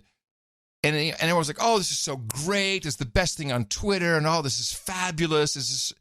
And I'm like, you are invading these people's privacy. And everyone's cheering it on. It was bizarre. Yeah, that kind of thing is kind of bizarre. And it does happen. And it is an invasion of privacy. And it gets cheered on. You're right. It's something that is a fundamental change, I think. I could be wrong. But I think it's a fundamental change. But also, they're completely just creating a story or a narrative, if you will, about these two people, which is very much in line. And we've talked about this. This is very much in line with how I think Instagram works. You see a picture, and then you see, oh, we have a baby, and then the next picture is, the baby's 2 months old, and all that space in between, you build up with happy story, happy thoughts. Oh, these people are so fun. And we've created this innate ability to really enhance our storytelling capability based on just, simple snapshots and just make stuff up. And it fits, it's like, oh, yeah, I feel good about that. It fits. The story sounds right. Give me more. It's a very odd thing, but it's cultural. It's cultural. And we're all in. And I was kind of horrified. Like, well, isn't this just an expression of something that already exists and was being suffocated? Maybe it wasn't getting enough attention, and all it's done is brought it to the fore. But it's always been within the system and hasn't changed anything. Is that possible? Possible, but what changed? What changed is that you can share it with the entire world. That's a technological change, and not necessarily a good one. Well, I would argue just the opposite. Okay, it's a good thing. Why? This is what people want. This is part of the community of mankind. Oh, okay. No, it's not like we can stop it. It's what's going. I'm cognizant of this because when I was a celebrity, it was it was odd because you'd never want to be caught with your cellulite out.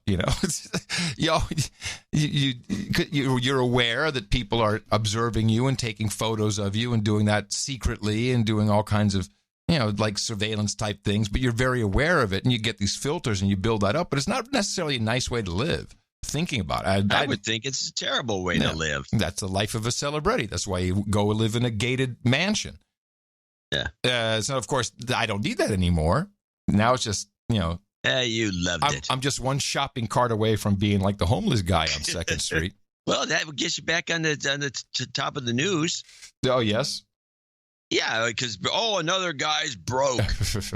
Homeless. Adam Curry's now homeless. Yeah. I tried to be a podcaster, he said. VH1 behind the music. Whatever happened to Adam Curry, former podcaster. After dropping to level of podcaster. How did the podcast go south? We lost all of our support. No. People were contributing money, and then they stopped. Here's Jordan Peterson talking about the podcast. I wish it was specifically about ours.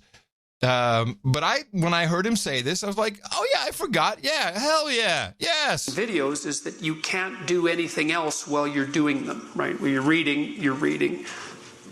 When you're watching a video, you can be distracted, but you have to pay attention to the video.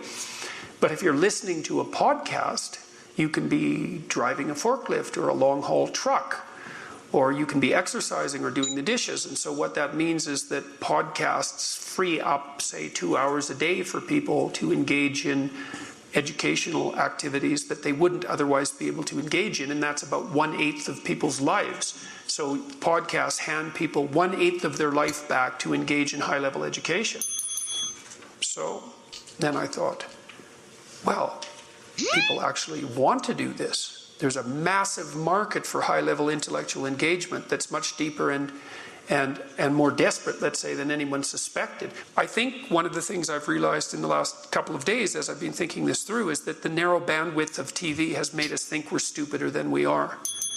And so people have a real hunger for deep intellectual dialogue, and that can be met with these new technologies, and that has revolutionary significance, and that's starting to unfold. You're welcome.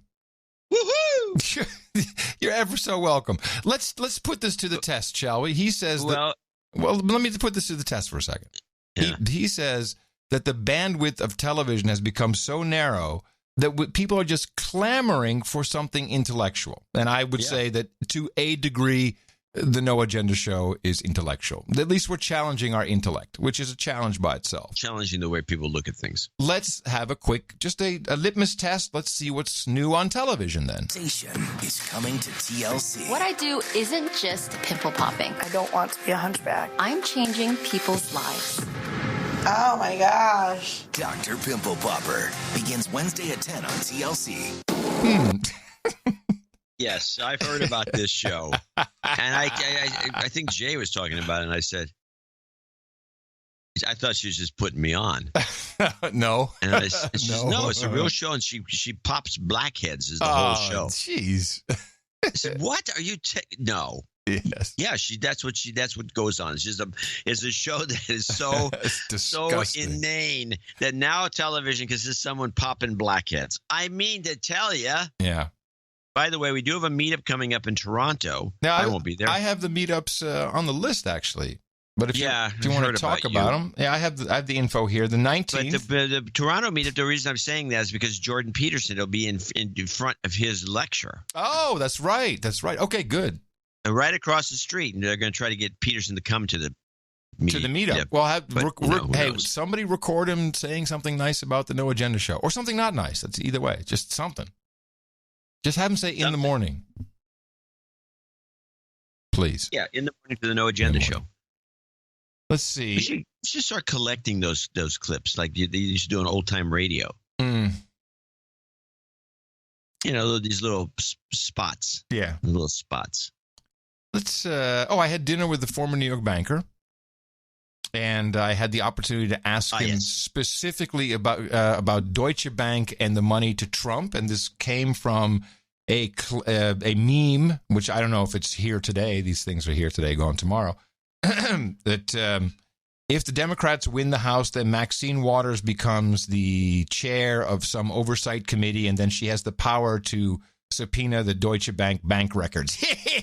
That'll show him. So, reason for me to ask the former New York banker what deals did, and he knows very well. Are you interested in hearing what deals Trump did with Deutsche Bank? He knows? Yes. Go for it. Yes, he knows exactly for a number of reasons. Space Force. Space Force is the main reason. There was one loan and one loan only ever, and it was a small loan, he said, about $100 million or so. During the time that the loan was outstanding, he sued Deutsche Bank twice, which to them was just, cost of doing business with Trump. They thought it was funny. And he says that Deutsche Bank made a lot of money. They did very well on that loan. They were very happy. And that was the only time they did any money with him. So that's it. One time only. And that stinks. And I think it was for the Chicago Tower. Chicago. But no, it doesn't stink. No, well, I mean, it stinks if you're like trying to get Trump on some Trump charges. Yes, exactly. So everyone's like, Deutsche Bank. Yes. That's where all the money is. That's where the Russian money came in. No. And the New York banker, he would be honest with me. He'd say, something fishy going on. He may not tell me exactly, but he was very clear. So, no, it's total horseshit. Well, good. I hope Maxine calls him up to testify. Yeah. The New York banker. Oh, boy. Well, that was interesting. I did have one clip that should have played earlier when we were talking about Brexit. Mm-hmm. It was Farage kind of bitching and moaning about the whole thing going south, because I think he's finally coming to the realization that he's the one really behind all this. And I want to mention to people that haven't listened to the show for a long time, we were on to Farage as a mover and shaker years, way before anybody. Yeah, in fact, what did we get most of the time from our British producers? Yeah. No, man, no, he's a racist. He's a horrible. He's a dick. He's Nazi. You guys are wrong. Yeah. He's a dick. No he's good. Not going to amount to anything. No one cares about him. He's marginalized. Yeah, we do identify the hits. We pick the hits here on the No Agenda Show. Let's listen to this. Mrs. May, if you believe what you're told, is about to take us down a route where effectively we would stay inside the single market for goods. That's the bit, of course, where they sell us a lot more than we sell them. The whole thing would be the most extraordinary sellout. It would be Brexit in name only. We'd become like Norway, but without even having the fish. So that's why the Eurosceptics are meeting. They're planning a fight back, but will they really have the guts to do what's necessary? And I think, frankly, if she's prepared to give in to this extent, what is actually necessary is to get rid of her. To work on the fact that over the course of August, Monsieur Barnier won't be negotiating. He'll be on a Mediterranean beach somewhere. And to find a new leader to come back and try and save the Brexit talks. We will see. Nothing will come out. Tomorrow, we'll start to get leaked reports, maybe late tomorrow night, and by Sunday, I've no doubt when I'm back here in this chair on Sunday morning, we will find out what has or has not been agreed. But there's no doubt that a real, clean, democratic Brexit is now in crisis, and I have to say, I think the lack of leadership from our Prime Minister is the main problem. Yeah, he's going to have to go back in, which he keeps threatening. He said, "Oh well, if it goes the way, doesn't want to do it." Well, that's what he says. But what else would the guy do? He's a natural. He loves it. Come on, he loves it. He likes doing this talk show on LBC. Yeah, well, and he likes showing up. He's a Fox contributor. He gets to go on Fox, few snide comments. Gets paid for that. I mean, his business was always which people always get wrong. He was a metals trader. Yes. In London, the city of London, and somehow got political and reluctant. So, yeah, well, you might be right about this part. Claiming to never wanting to do any of it. He just had to because nobody else could do it. No, he loves it. He loves it. I can see it. The guy loves doing it. Hey, good on him. And he loves hanging out with Trump.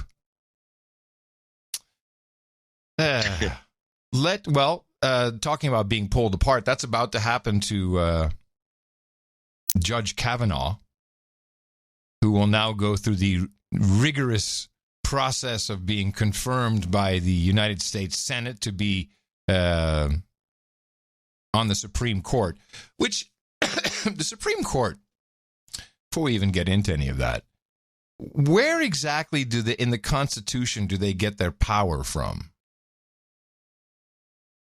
Because I don't really see... They're the third part of government. Right. But so does that mean that what they say is law? That what they say goes? Because that's the way it's treated. And I think that kind of started in 1974 for real. Well, they're the arbiters of... the laws are made by Congress. Mm-hmm. Not made by the president. They're not made by the judiciary. Right. Congress makes the laws, and the judiciary's job, if it comes up, has to determine whether or not those laws meet the constitutional requirements. Mm-hmm. That's called judicial review. Yeah, that's it. Now, the way I understand is what they do. When the Constitution was put together, and I actually can't. It's hard. I'm not a constitutional lawyer, but there was no. I mean, yes, you had. Neither of the branches has the final say. That's my point. It's like they can say, "Well, this is unconstitutional," and then Congress has to change or can change the law or adapt it however they want. But you can rewrite it. Yeah, but they don't. Is it a requirement that if something is deemed unconstitutional by the Supreme Court, by the judiciary, that then the legislative branch, are they beholden to like Germany to Russia? They have to then do that? No, they can just let it slide and just say, okay, well, that law is not going to be enforced anymore because it's unconstitutional. Because every time if it kept getting enforced, it kept getting sued. It wouldn't work out. Okay. That's probably also somewhere in the Constitution. I will just sue you. I don't know. To me, it's a little confusing. I mean, I have always believed the Supreme Court Like when they say, this is good, this is not good, that's the final say, and that's the way it's generally accepted. I'm just wondering if, to the letter of the law, and we have constitutional lawyers who listen, what if Congress says, well, screw you, forget the lawsuits. What if they said, well, that doesn't mean anything. Congress has no power of authority to enforce these laws. That's still the judicial side. That's the court system in the country is all kind of a part of the Supreme Court system. Mm-hmm. And so if Congress says, no, we're going to keep this law, too bad, it doesn't make any difference because the police won't be able to enforce the law. I mean, the whole thing would be just a joke. It would be a constitutional crisis. It wouldn't be a crisis because no one would do anything about it. They would just die. It would be a dead letter law. Okay. Well, this pick certainly it kicked off a crap storm of epic proportions. Oh, it was going to – no matter who they picked, if they would have picked Mother Teresa as a corpse, it would have caused a problem with these guys. They don't want Trump to get anything through until the election's over, so they maybe can get – the Democrats hope to God that they can get the Senate back. Well, and I'll tell you, the Democrats they came out in full force. As you know, I've contributed to multiple parties, but certainly Republican and Democrat parties, to get on the mailing list. Oh, my God. It was a pitch-in moment for everybody. Everybody sending out – it was donation time.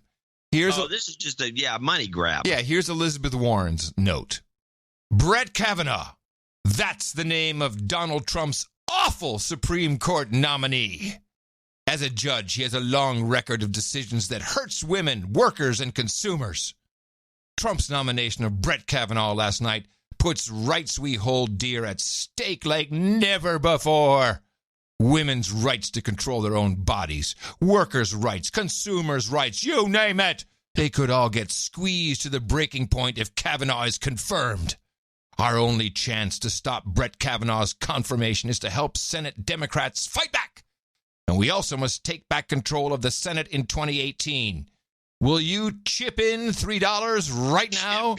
Or whatever you can afford to help us elect? Who's writing this copy? It's always the same. Will you chip in $3 right now, or whatever you can afford to help us elect a Senate that will save our court? Imagining a Supreme Court with Brett Kavanaugh on the bench makes me sick to my stomach. Says that? Yes. Throughout his career, Kavanaugh has voted against an opinion that upheld the Affordable Care Act and preserved health care for millions, opposed letting a young immigrant woman get prompt access to safe legal abortion, claimed that the Consumer Financial Protection Bureau is unconstitutional, tried to strike down net neutrality, and argued that sitting presidents should be exempt from lawsuits and criminal investigations or prosecution. And guess what? Brett Kavanaugh's nomination is a field day for the right-wing elites and big corporations who picked him by hand, just like they did with Neil Gorsuch for Judge Merrick Garland's stolen Supreme Court seat. But no one makes it to the Supreme Court without going through the Senate. Not on my watch. I'm prepared to fight with every bone in my Cherokee body for a Supreme Court that's fair, it doesn't equal. Say that. Oh, I'm prepared to fight with every bone in my body for a Supreme Court that's fair, equal, and just for all. Are you ready to join in that fight? Chip in $3 right now to help us protect the Supreme Court and take back the Senate in November. We're not going back. Not now, not ever. Thanks for being a part of this, Elizabeth. She's a psycho. Or whoever's writing that is kind of psycho. Yeah. And just give you some advice. Your $3 chip in is dumb.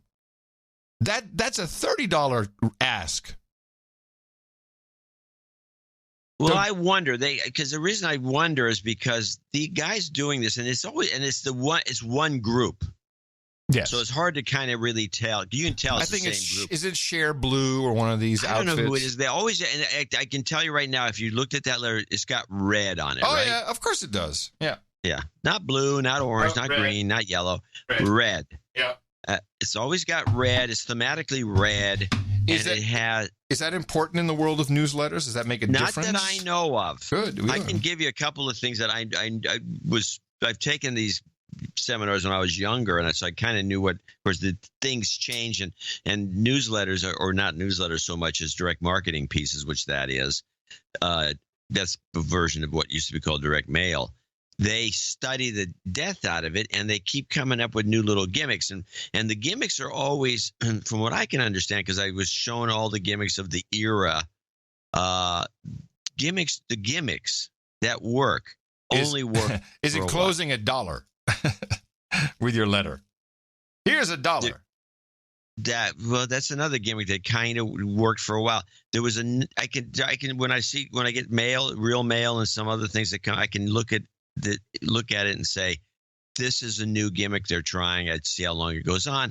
And I believe that the people who put together these Democrat letters, and they're all done, and I think Trump uses the same group, but possibly this group that's doing these letters for all the different candidates and for all the different things that uses very strong with these red. I think these are all ideas that expired. I think these are bad ideas. I mean, there were probably good ideas for a moment.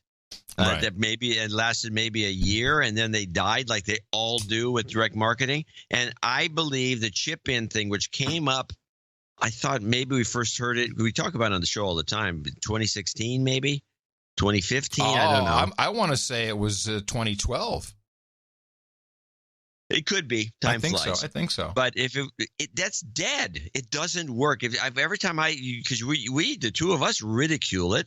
And it's stupid at this point. It was probably cute. Somebody probably dropped it in as a test because that's the thing about this type of marketing. Test.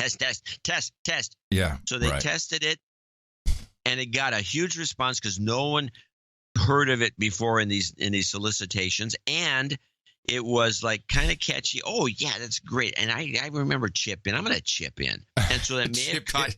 I think it's the chip in that we take the most offense of. The chip in. Yeah. And I think it caught on for a while. The other thing that was also tested, I believe, because you wouldn't have this stupid number of $3. It was always chip in $3. Yeah. I think it's dead. Well, I think if this is still working, I'd be stunned. I recall when this first started happening, again, I think it was around 2012, and I think we took issue with the idea of chip in, which is at the time a lot of podcasters who were using a tip jar model. We railed on that, saying you are purposefully diminishing your work and your product by saying chip in, just chip in, like you're a hobo. Chip in. There's actually a guy on 2nd Street now. He has a plastic cup. By the way, the one that really rail against this, not me so much. No, there's a guy on 2nd Street now, one of our homeless friends. And he has a fishing pole, a fishing rod with the string and a cup. He just sits on the bench and people put money in the cup as they walk by. I gotta get a picture of this guy for you. Yeah. Anyway, put it in a newsletter. It diminishes what you're doing. I don't understand it. It didn't seem like smart fundraising to me. That's all. I live with a fundraiser. We discuss this all the time. Yeah. What Elizabeth Warren needs. What does she think of it? What Elizabeth Warren needs is that kid from Shriners Hospital. Give me a break. That's the money maker. Hey, everybody, I'm Alex. That kid is the best. He could raise money for anybody. Love that guy. I hope he's still alive. Now, what does the keeper think about the $3 chip in? I'll get an updated. We've discussed it, but it's been a while. I'll ask her again. But I know she'll think it's stupid. But I think it's dated. Yeah, it's stupid. I think that people that get these letters, and you're getting a lot of them because you do more than I do in regards to that.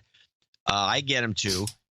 You see it over and over. Oh, chip in $3. Chip in $3. The public at large, unless they're complete morons, has to see this and see it as a gimmick. That what are you trying to trick? What is this? Is this some sort of trick? Yeah. What are you doing this for? Why is this going on like this forever? And I don't know, but I get mailings from the Trump family and from him and from Don Jr. That's another gimmick. But they're all, help me celebrate the president's birthday from Melania.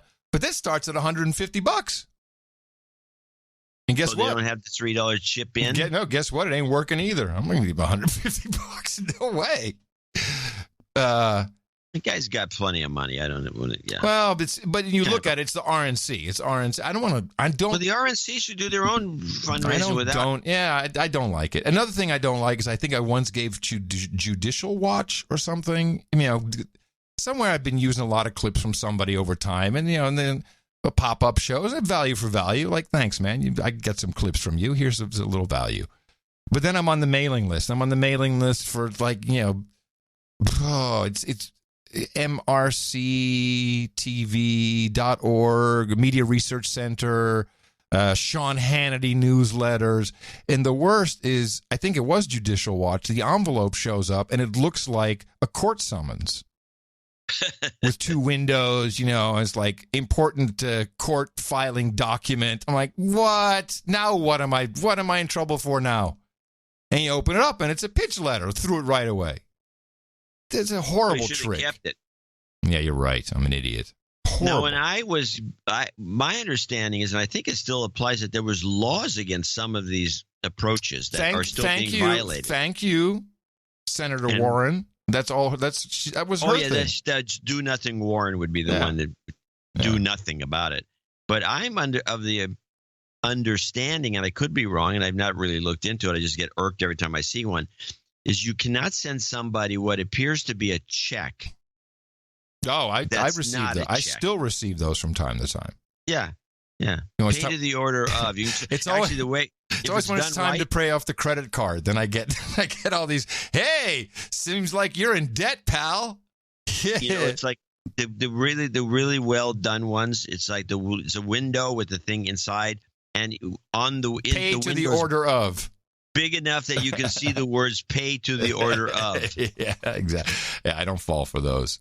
What a scam. However, Judge Kavanaugh, he might want to consider some fundraising of his own, as the pulling apart of him and his family has already started.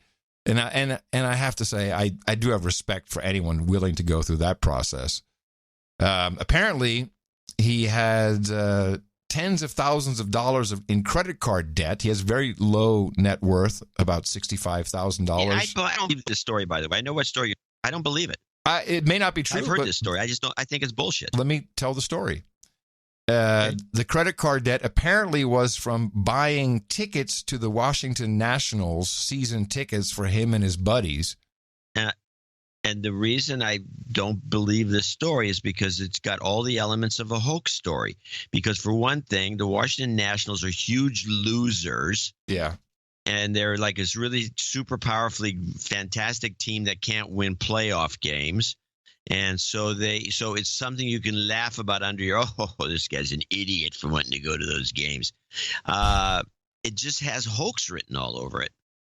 I'm not saying he never bought a Washington Nationals ticket in his life. He's in Washington, D.C. But what I'm saying is I don't believe he went into great, deep credit card debt because he's buying tickets for everybody. So the headlines are, Kavanaugh accumulated thousands in debt. Kavanaugh piled on credit card debt. Kavanaugh had massive credit card debt.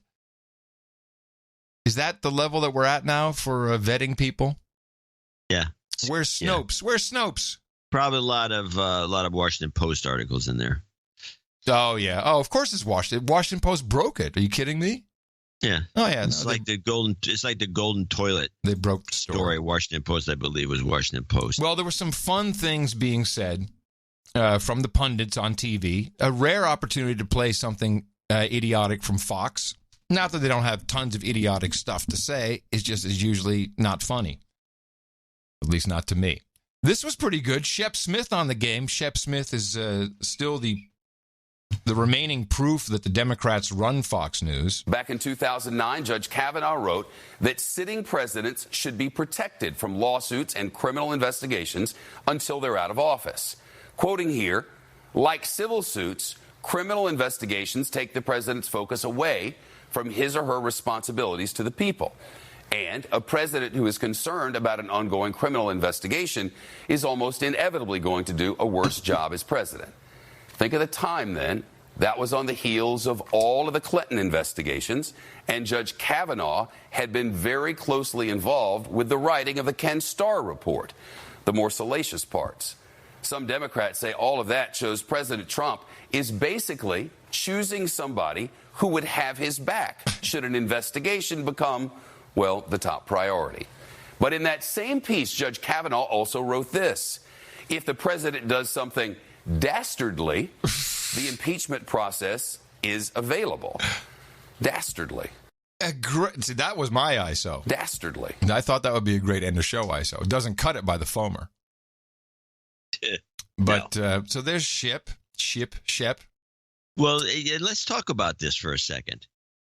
This is an example of, you can look at this from two perspectives. One, this guy was involved in the Whitewater investigation and came up with the decision that this sort of thing shouldn't go on while the guy's president. It should go on afterwards, especially small little diddly suits, little lawsuits over this and that. You can't have that. Right. President needs to be buffered from that. And he's not going to be there forever, so he can do something after he's out. Because he saw what was happening to Clinton. It wasn't helping the presidency at all, and he was a witness to it. So he was. Wait a minute, but just you're right. So again, we have to look at this from multiple dimensions. He actually was trying to help a Democratic president at the time. No, he was on the Starr investigation side. But he wrote in defense that this should not happen. Right. Yeah. So that would be pro-Democratic President Clinton. I would say yes. Okay. All right. This is what makes it. There was water under the bridge because there's nothing you could do about it at the time. But he witnessed it because he was part of the whole thing, and he saw it wasn't helping the country. It's eventually, like he said, there was the impeachment process that you could always fall back on, and you could do that with anybody. Yeah. And you don't have to leave when you're impeached. It's just like a vote of no confidence. Like, we hate you. Okay. Do you have to leave when you're impeached? That's a good question because no one's ever been fully impeached. It always goes through it never gets confirmed by the Senate. As far as I'm yeah, exactly. The Senate, you still have to go through the process of having the majority of the Senate and the administration and the vice president. Everybody has to say, "Get out, you're no good." Yeah, I don't even think it's just not a simple majority. No, you still go back to the Constitution. The impeachment is just a political thing, as far as I know. It's just like we don't like you. And then, why don't you look it up? Oh, I always have to do this. Consult the book of knowledge. Okay. A fast little phone there. You can look it up real quick. Oh, you're going to be like that? Impeachment. Process whereby a legislative body formally levels charges against a high official of government. Let me see. U.S. impeachment.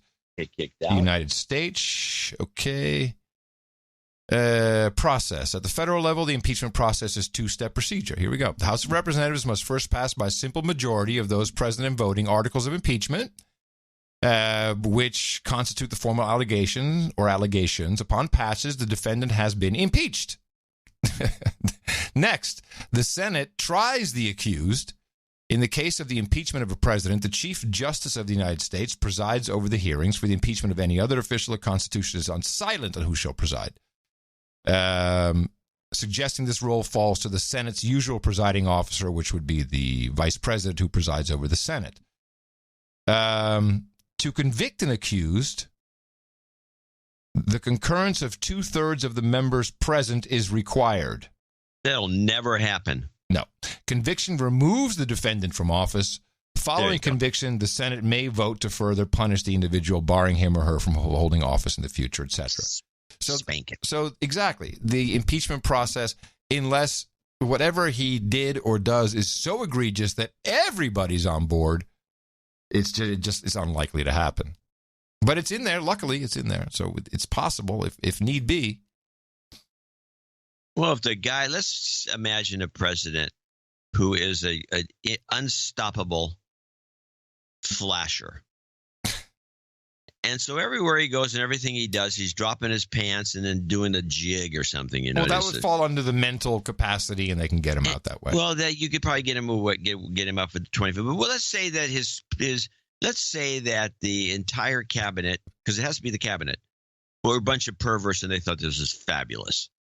So they couldn't get rid of him, so they could impeach him. I think under those circumstances, especially if he went naked in front of the Senate. Yeah, but you don't have to do the impeachment process. You can just go through, what is it? What's in Article 2? You just have to get the three quarters majority and the vice president and the cabinet, and they can all say. No, the cabinet, I just prefaced it. The cabinet are a bunch of perverts that will not do this. Oh, I'm sorry. Okay. Right. So then you have to go through impeachment. Yes. So they go through impeachment. He's naked the whole time, dancing around. And this is going over well. Yeah. And so then he goes. I'm Sean Hannity. We're live now with the president. Holy shit, Mr. President. And so I believe that's the only circumstance they're going to get 2/3 majority in the Senate. Right. Pass it on to Maxine so she knows. Well, it's just talking about the Constitution. We have Jeffrey Toobin, who I believe is a constitutional scholar. I don't think so. Well, he presents himself that way. And he's just a writer. You know how people always like to interpret the Constitution by saying, well, back then, they never envisioned AR-15s. No, they never envisioned the internet. No way. Jeffrey Toobin, when it comes to the Supreme Court, he's got his own version of this. This isn't like last year's fight. This is the fight of basically the future of the Supreme Court for the next 40 years. For the next 40 years? Possibly, yeah, absolutely. I mean, these are young jurists. Hold on a second. What? How old, since you're going to throw that bull crap out, how old is this guy? Well, this isn't Toobin. This is a lead-in to Toobin. No, I'm talking about how old is the nominee? Oh, 48, I believe. I think he's 50. Okay. Well, I don't know. I mean, we have to look him up. Oh, jeez. I mean, we can't just keep throwing stuff out unless we know. Well, stop asking questions without knowing the answer. Why are we lazy today? We're not lazy. It's just we don't have answers. That's all. And how do you spell the guy? He's from 1965. He's 52. He's 52. So you're telling me he's going to be on the Supreme Court when he's 92 years old? Really? Is that what you're telling me, Toobin? Well, no, that's not Toobin. Well, I don't care if it's Toobin or the other guy. Well, it's this 40-year meme. Listen the Democrats have been saying. You'll like Toobin better. I mean, these are young jurists. Yeah. I mean, when the Constitution was written in the late 18th century, people were expected to die in their 50s. The framers never contemplated that these terms would regularly go to 30-plus years as they do now. Oh, really? So the framers, the founding fathers of our nation, had no idea, not from historical perspective or vision, that people would live longer in the future. That's basically what he's saying, which I think is an insult. Well, it's not only an insult, but let's take a look at a couple different people. Just randomly. Go with Ginsburg. What about Ben Franklin? Yes. How old was he when he died? It doesn't say immediately. In office. He was born in 1706. And he died in 1790. So he was 84. Huh. So Ben Franklin was 84 when he died. And I think you can take a lot of these guys and find that many of them lived in their 80s and probably in their 90s. So this is bull crap. It's interesting. When I told my mom I was divorcing my first wife, she said her response was kind of epic. She says, well, Adam, when they made up that till death do us part crap, people died at 40, so... And I thought it was an interesting interpretation. Yeah. But yeah, Ben Franklin clearly was around. No, it's bullshit. But that's the level of information people are getting. It's like, well, maybe we should get rid of the Supreme Court. Maybe that's what what is coming next for him. All I know is that people are entirely underinformed, misinformed, and virtue signal in many different ways. The adults under 40 population is despicable. Now, this is Man on the Street, which is easy to edit. We always mock the Man on the Street interviews because you can just pull out of it what you want. This was done by Campus Reform, and they went on the streets. I think it was a college university in New York, and they asked people about President Trump's pick for the Supreme Court before he had picked it.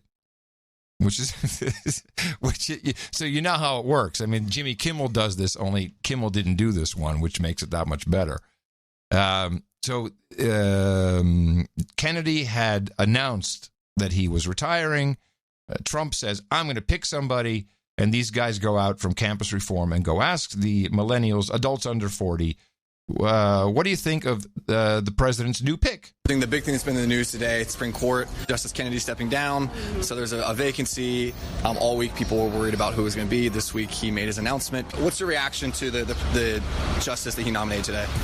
I'm honestly not surprised by his choice, but that's just worse for us. I just saw the pick and I was like, it's almost at a point where you kind of expect that it's not going to be what you want. He's quite, extreme in his views, and I don't know if it would make the Supreme Court very even. I see it all over the news that he's racist and shit. This new nominee is very racist, and I think it's starting a new wave of something very negative, and I'm really scared about what happens in the future and what choices he'll make. And so what reaction have you seen on social media today after the news? Oh, outrage, as it should be. If this is just a reoccurring thing, he keeps doing this with different positions and just doing whatever he wants, abusing his power.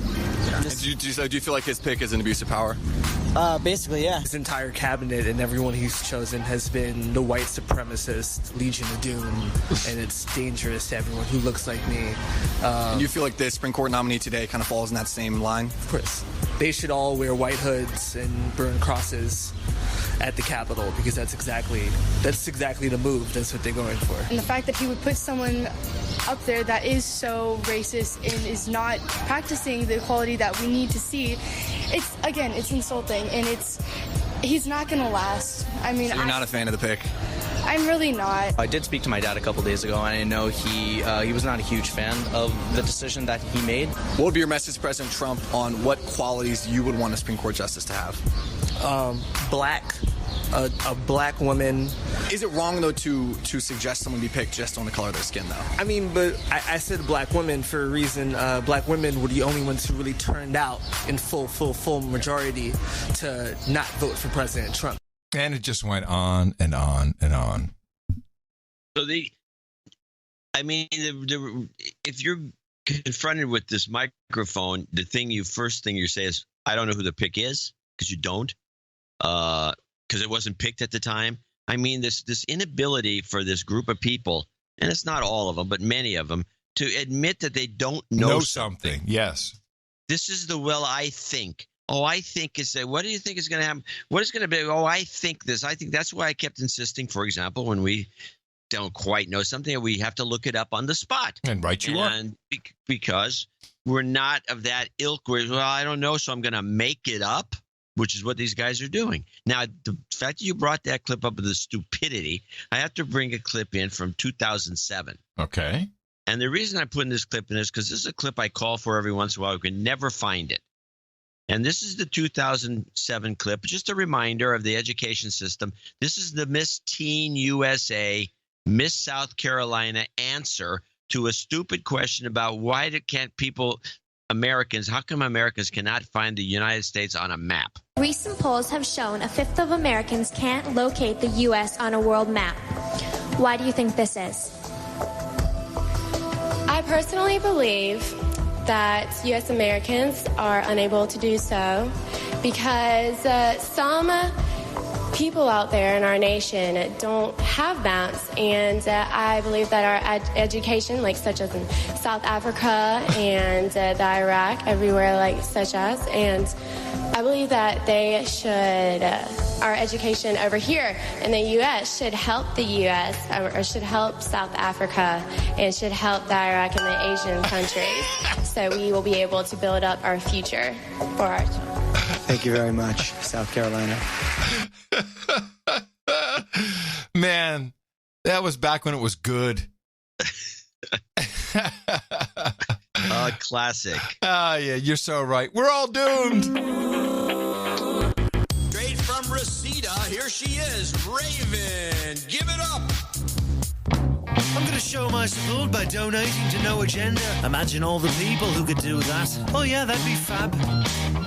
Yeah, on No Agenda. In the morning. Yeah, we do have a few people left over that need to be credited for helping produce the show, and we're going to name them one at a time with the amount they gave us. Starting with Blake Camilleri in Victoria Park, Western Australia. I'll read this note. Your podcast has become priority listening for me after stumbling upon it almost a year ago. I love hearing your take on whatever the media has latched onto as part of their endless outrage cycle. Exactly. And he donated $150. Thank you. Mark Waterloo in Cary, North Carolina, $105. He's Sir Crash EMT. Sir Crash EMT, right? He's given us many yes. And we hope to hear more from him. Jay Codacini, 8008 Boob in Austin, Texas. Ooh, Boob. Hey, meetup coming. The keeper's in charge. Austin meetup Boob. coming. And no one has even sent me one email whether Friday or Saturday is preferred. We will have a website up thanks to Adam Hornswoggling Mimi into producing such a website that will be the No Agenda Meetup central location. Oh, excellent. Roland Boulder in the Netherlands. Job karma for wife. So we'll put that at the end for you. Yes. Jacob Hernandez, $75. Space Force. Chris Beggio, 73. 73s. Where's your call sign, bro? Where's your call sign? We don't know. They didn't put it on. Bob Osegueda. Osegueda. Yeah. Osegueda. Small boobs. 6006. Small boobs, yep. Joseph Defio in Long Island City, New York, 55. That came in as a check. Sean Cardinal, 5220. Sir Eric VM, Baronet of the Valley, 5038. And now we have the $50 donors. This is not a big list today, people. Richard Gardner, 50. Jonathan Ferris, Liberal, Kansas. Robert Bruckner, parts unknown. Brett Yo in Catonsville, Maryland, I think. Drew Mochak in El Cerrito, California. Lehman Burton. And last but not least, Robert Decane, I think, in Fairfax, Virginia. Very small. Robert Decane. Well wishes, but I want to thank them all for helping us produce Show 1050. Yeah. Man, Skype is doing that speed up thing from time to time on you again. Well, it should be speeding up. I will say this. I just want to mention the people out there who haven't donated for a while. The total number of people we mentioned today, total, including executive producers and these folks, 22 out of the entire No Agenda universe. So seems like we could do better than that. Seems low. Just people numbers. Even if you're chipping in, chip in, people. I have let's have a couple of nice notes I wanted to share since this segment's kind of short. Adam and John, Jobs Karma is real. I'd requested Jobs Karma a couple of months ago and became a regular donor to the show on the Knighthood layaway plan. And within 3 weeks, I had multiple job offers. I accepted a job offer and now have a career with great benefits at a corporation that is well respected in my field. I served over 2 decades on active duty service in the military and retired nearly a year ago. To say it has been a challenge to find employment is an understatement. I cannot begin to tell you how difficult it has been to transition from the military to the civilian job market, and I believe I have a better footing than many fellow veterans. As I retired from active duty service with over 2 decades of experience in my field and completed 2 college degrees. So to all those employers listening, hire veterans, as we are among the most fiercely loyal, wickedly smart, hilariously funny, quickly adaptable, and highly disciplined people you will ever meet. To my fellow unemployed veterans, continue to plug away at your education, certifications, and experience. Keep applying to those jobs, believe in your abilities, and do not give up hope, because I can attest there are corporations that will hire you and that value your sacrifice to our nation and selfless contribution to society. And everyone listening, if you haven't donated to the best podcast in the universe, I urge you to support the excellent deconstruction that John and Adam do. They work hard to keep us sharp against the constant grind of the M5M. Don't forget, or remember, use the formula. Let's go out there and hit people in the mouth. Sincerely, soon to be Sir Lab Rat of the Hill Country, George from Universal City, Texas. That was a nice note that needs to be said about the vets. Yes. And then this came in from Sir Chris Wilson in Australia. He said, please, we need emergency heart karma. Sir Cumvent the Law's father was flown to the hospital, as he says, flown to hospital in Brisbane earlier today. Shout out to the community and some karma for him. So we'll do that, of course. John already mentioned July 19th, No Agenda Meetup in Ontario. That is right before the Jordan B. Peterson talk at the Sony Center. Tickets are still available for that. Come on over. And the meetup will be right across the street. Yes, meet in the bar, maybe grab a bite with other No Agenda fans in the 1930s Paris meets fresh London cool bistro. Experience a slice of European enchantment at Biff's Bistro. What? Am I doing a live read for a local AM station? Sounds like it. Meet other NA fans in the morning, 5 p.m. Nights, bring your rings. Bring friends you want to hit in the mouth. And then I might as well pre-promote the South Lake Tahoe No Agenda Meetup, July 29th. These are important, by the way. This is very important to what we do.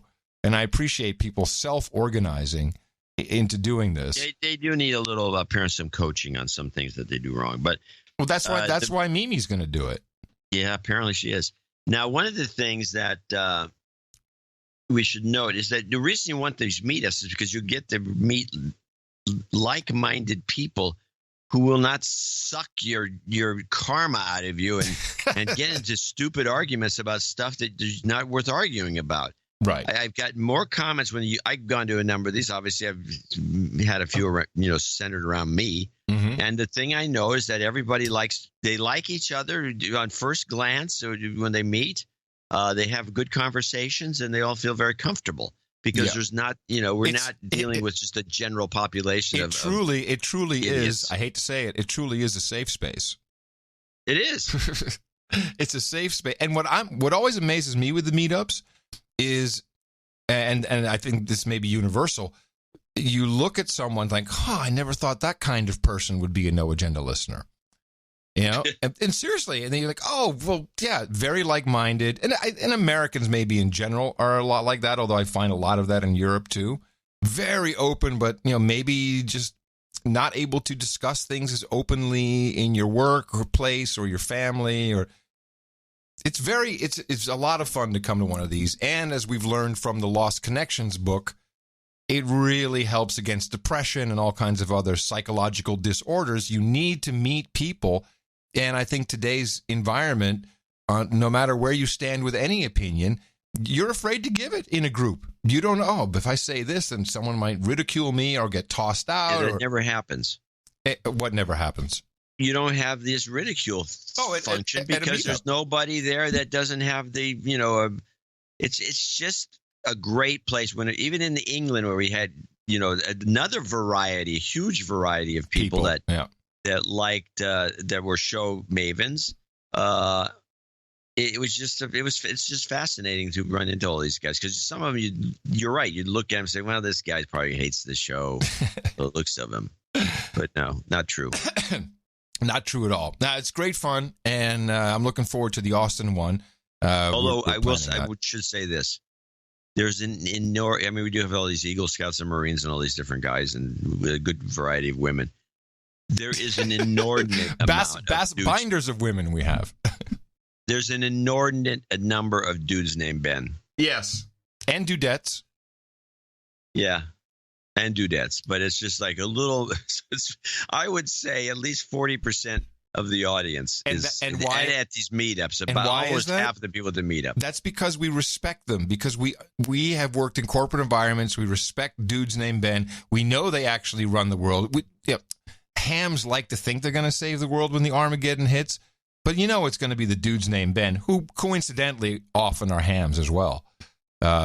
But they keep the world running, and they're always disrespected and seen as lowly douchebags who just smell bad. That's like being a writer in Hollywood. The writers always pushed aside. That idea, yeah. And it's just someone that is there to help you retrieve your password when you have your caps lock on. I mean, that's basically what they're for. Whereas here at the No Agenda Show, from experience, we know much better than that. Well, we want to thank everybody on the list, all 22 of you. Thank you for supporting the show. There were a couple more people who came in under $50, those who want to remain anonymous, as well as people on our layaway plans and some of our subscriptions. Please check to make sure yours is still intact. And do consider supporting the show for our next episode, which will come to you on Sunday. Dvorak.org/NA. Jobs, jobs, jobs, and jobs. Let's vote for jobs. You've got karma.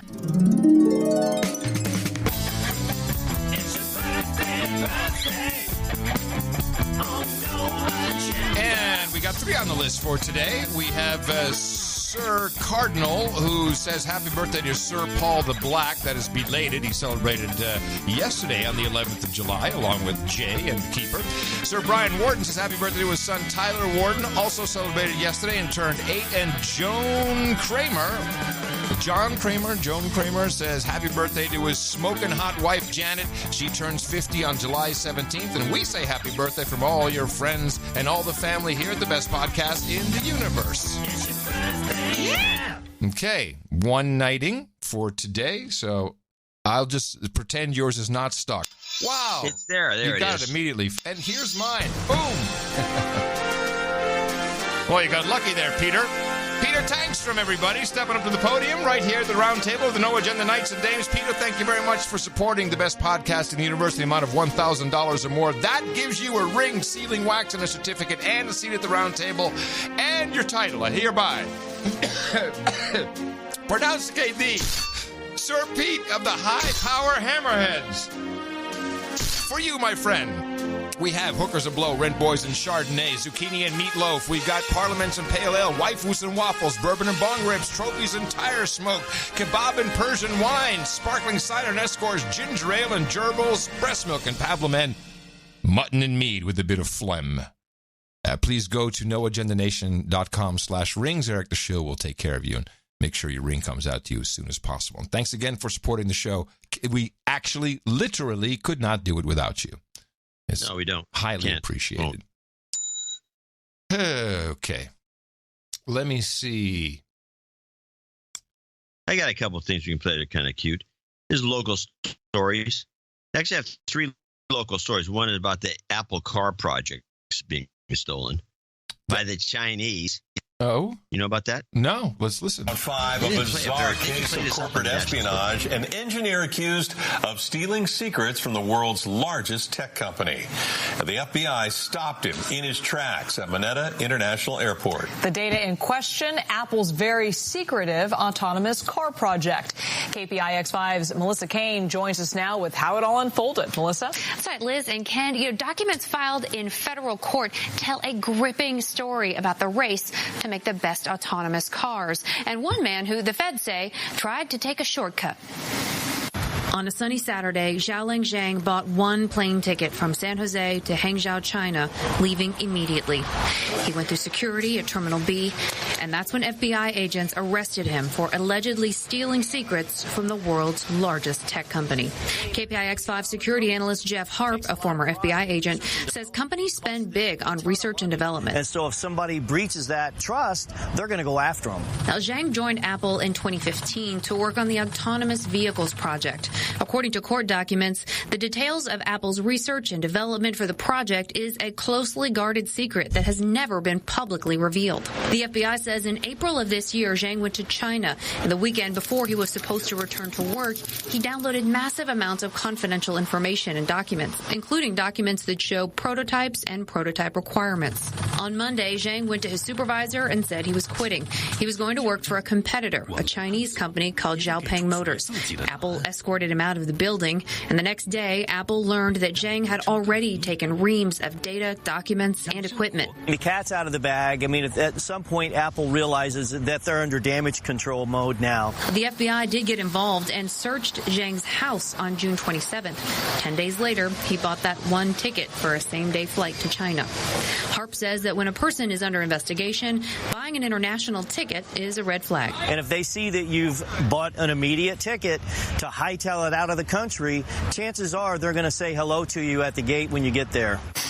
Now, Zhang was arrested and charged with one count of stealing trade secrets. And today, a federal judge set his bail at $300,000 and ordered him to turn over his passport. Wow. So? You didn't get that story there? No. No, this is a Chinese espionage story.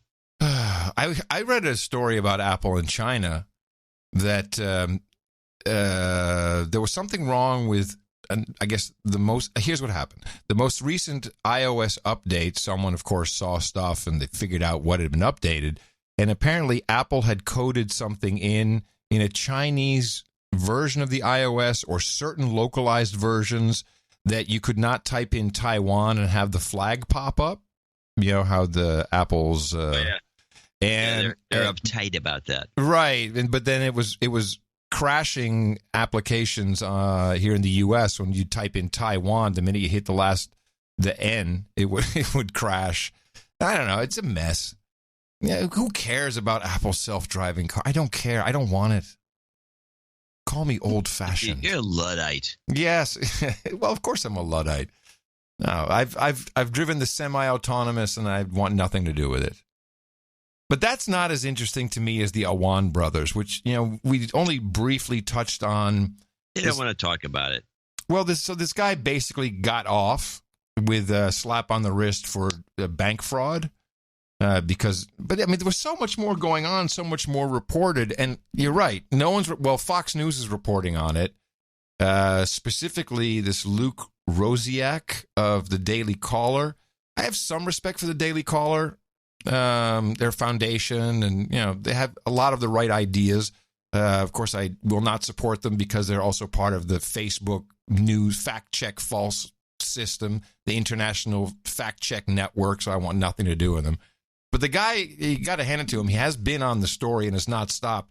And if you just hear how much is still open and in question, it's stunning that this is not big news. And that's the only thing I'll agree on with him, but have a listen. There was a breach on Congress, a hack on Congress during the election detected by the House Inspector General, where these guys were funneling data off the House network, and then they actually stole a server containing evidence, essentially like killing someone and then hiding the body. During the election, this happened. Correct. And we never heard about this. Obviously, this would have been this would have changed the election. Mm-hmm. We're talking about Russia all the time, and meanwhile, there's a simultaneous hack that's virtually identical connected to Pakistan.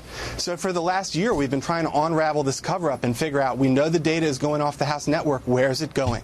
We now have a source, an on-the-record source, the Awan family's business partner in Pakistan, a guy named Rashid Minus, who says that Imran Awan's father was giving USBs of data to Pakistani intelligence officials. If that's true, then what we're talking about here is a spy in Congress that was brought in by Debbie Wasserman Schultz and these other lawmakers. As you mentioned, we had a really smart reporter, a guy named Wajid Ali Saeed from Pakistan, who knows the lay of the land over there, and he did extensive reporting trying to confirm these allegations. We weren't able to confirm one way or another whether there was really USB handoffs, but we unearthed information that tends to corroborate some of what this guy is saying. What we've confirmed from numerous sources that Imran Awan travels Pakistan with an entourage of armed government agents from Pakistan. He receives protection from Pakistani agents. Why would a low-level IT guy have that? Yeah. The other thing we confirmed is that he makes these outlandish boasts over in Pakistan to everyone he meets about his political power, even saying he has the power to change the U.S. president. Mm-hmm. So when we consider the fact that we know data was going off the House network, and even the fact that he worked for Debbie Wasserman Schultz when those DNC emails were taken, you put it all together, and what we're talking about is really frightening stuff. And he's not the only one. Okay. Yeah, he's not the only part of the Awan family who worked for Debbie Wasserman Schultz or the DNC. They had the whole family on the House payroll, and even Senator Joe Donnelly from Indiana, he's somehow involved in this because he paid $100 to the father of Imran Awan to be his systems administrator. Mm-hmm. The father is an old man in Pakistan who says in court documents that he's an unemployed religious cleric on welfare. Where are they now, and what has Debbie Wasserman Schultz said about this, and where's this missing laptop as well?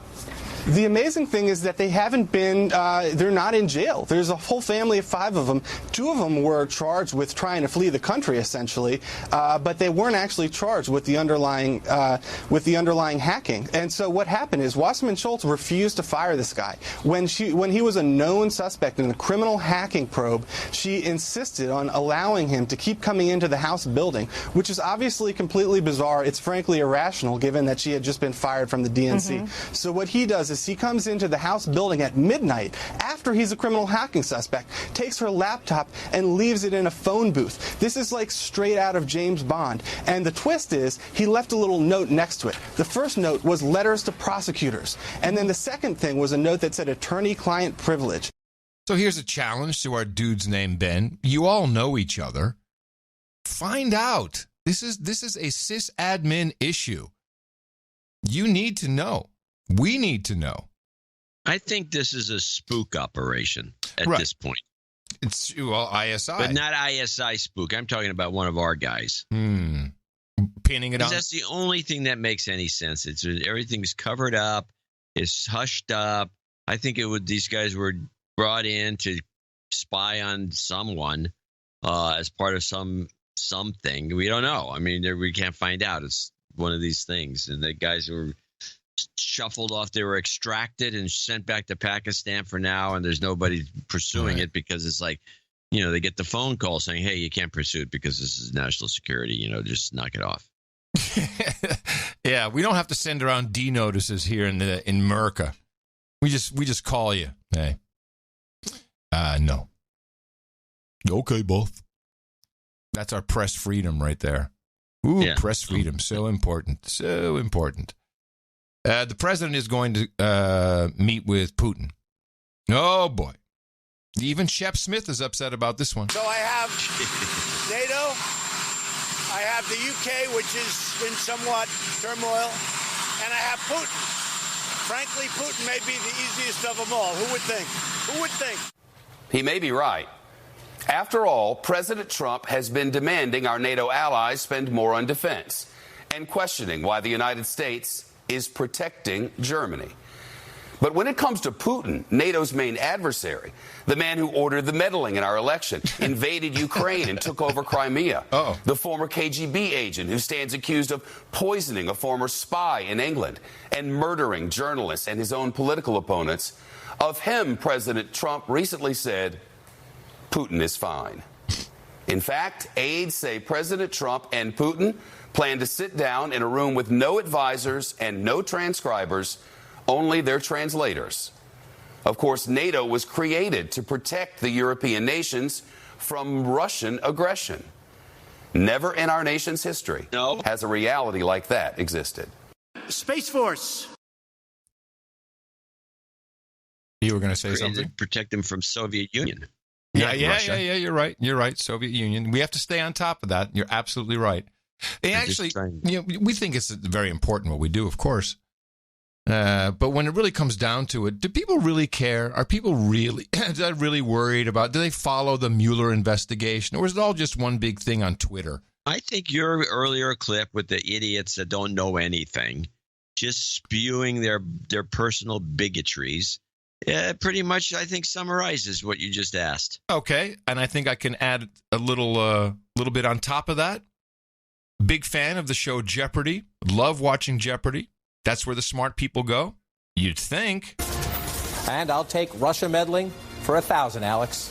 Only the smartest of the smart get to be on Jeopardy, right? So what does this little exchange last night say about the nation's focus, or lack thereof, on the whole Mueller-Russia meddling and collusion investigation? In 2017, this ex-national security advisor pleaded guilty to lying to the FBI. John, do you know the answer? Yeah, it'd be Flynn. I'm sorry. Oh, I'm so sorry. You didn't answer in the form of a question. Who is Flynn? Lying to the FBI. Suzanne. Who's Kelly? No. Steve. Who is Gorka? No. Gorka. I would bomb on Jeopardy, but I'd get that one right. The answer? Who is Michael Flynn? That's how important it is. Nobody knows nothing. No, and these are the Jeopardy people on Jeopardy are smart. It's Jeopardy, man. It's Jeopardy. I can never watch the show again. Oh, jeez. Pretty pathetic. Okay. Did get a Kardashian question right. Yeah, no kidding. Okay, another local story. This is almost an Ask Adam, but it's not quite. I want you to play this Bart is not safe clip. Okay. Tomorrow, BART planners are expected to discuss two options for early morning service. That's because BART trains are scheduled to start an hour later next year. Starting in February, BART service will begin at 5 a.m. instead of 4 a.m. This is in order to give crews more time to make the underwater Transbay Tube earthquake safe. Tomorrow, the BART Board of Directors will hear competing proposals. Okay. I cut it off because... Wait a minute, they put this tube in really recently within my, and it wasn't safe or made earthquake proof when it was put in? Are you kidding me? So it's not an old thing. It's new. Yes, it wasn't put in the 1920s or anything. Mm-hmm. So they put this thing in and now they're going to make it earthquake. It doesn't make sense to me that they were, it just is either a boondoggle or it's a waste of money. Or the thing is a disaster. I find it very weird. Don't take the BART would be my advice at all. So we have another story which brings me to the boondoggle thing. One more local story. I want you to listen carefully to this story and tell me if you think there's some screwball information in here. This is the cost of graffiti in San Francisco. This is really putting together a very complex case. It was easier for us to go to a grand jury in terms of the scope of the work. The district attorney's office says the city spends in excess of $20 million a year getting rid of graffiti, and businesses pay more than $3,300 on average to clean up a major incident. Now, they busted a bunch of graffiti guys, but they're just doing a lot of tagging and making a mess.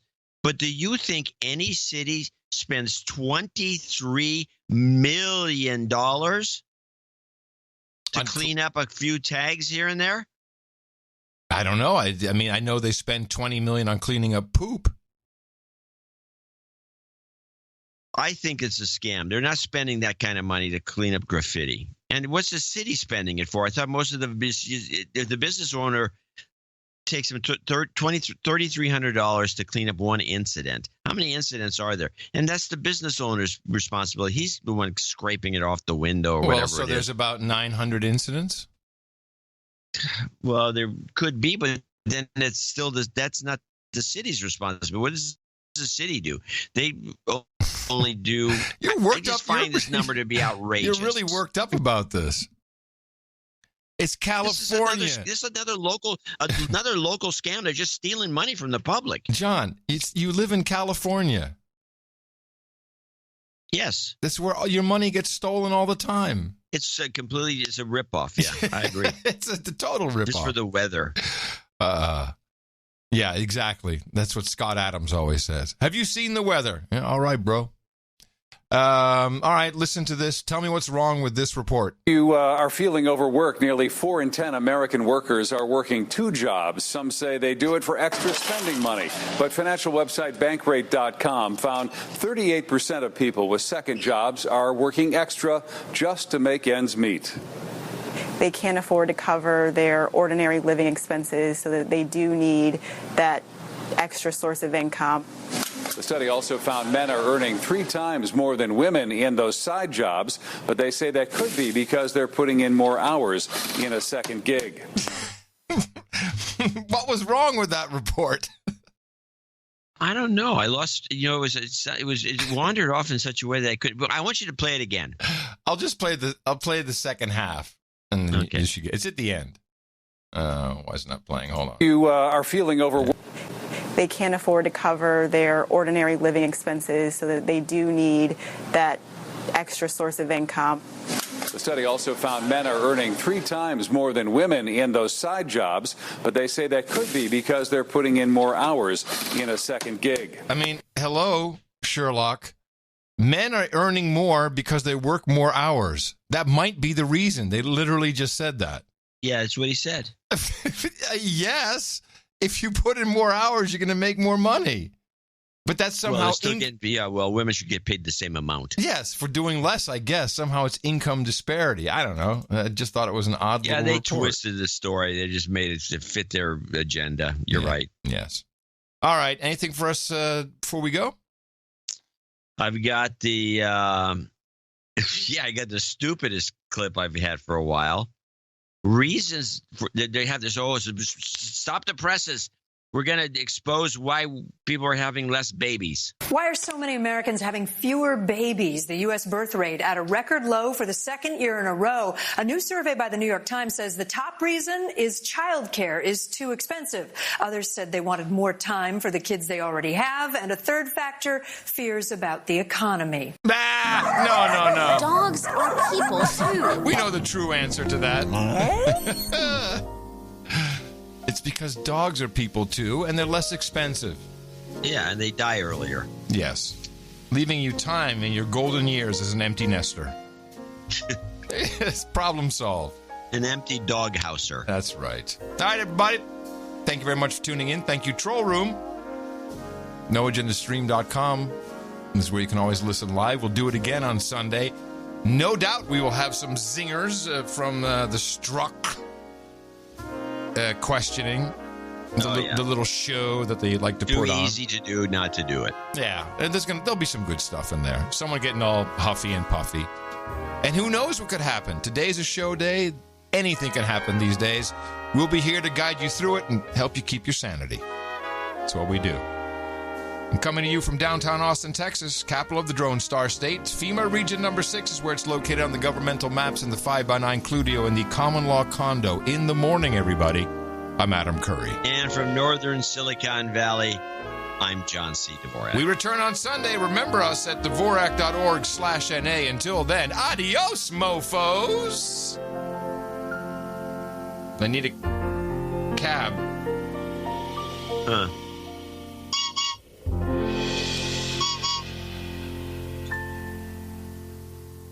We much. We jitty. We down. We down. All down. We much. We jitty. We down. Down. We down. Down. We down. Down. Oh no. First stop Kazakhstan. First stop Beijing. First stop AAA. First stop La Vita. Oh no. First stop Kazakhstan. First stop Beijing. First stop AAA. First stop La Vita. There's no real conflict. Up, down, up, down, up, down, up, down, about down, up, down, about down, up, down, up, down, up, down, up, down, up, down, up, down. La Vita. Up, down, up, down, up, down. Hubris. About down, about down. Rush Lombard. Down, up, down, up, down, up, down, up, down, up, down, up, down. La Vita. We much resist. Sigourney Weaver, we much resist. Fran Drescher, La Vita, we much resist. Hubris, we much resist. And Antonine Scalia, up, down, about down, we jitty. Shut down, La Vita, up, down, we jitty. America. Fuck yeah, coming again to save the motherfucking day, yeah, America. Fuck yeah, freedom is the only way, yeah, terrorist, your game is through, 'cause now you have to answer to America, fuck yeah, America, fuck. Riders on the stormy, riders on the stormy. They say that Trump felt horny when he saw her on the pony. He called her on the phone to organize a bone. Riders on the stormy.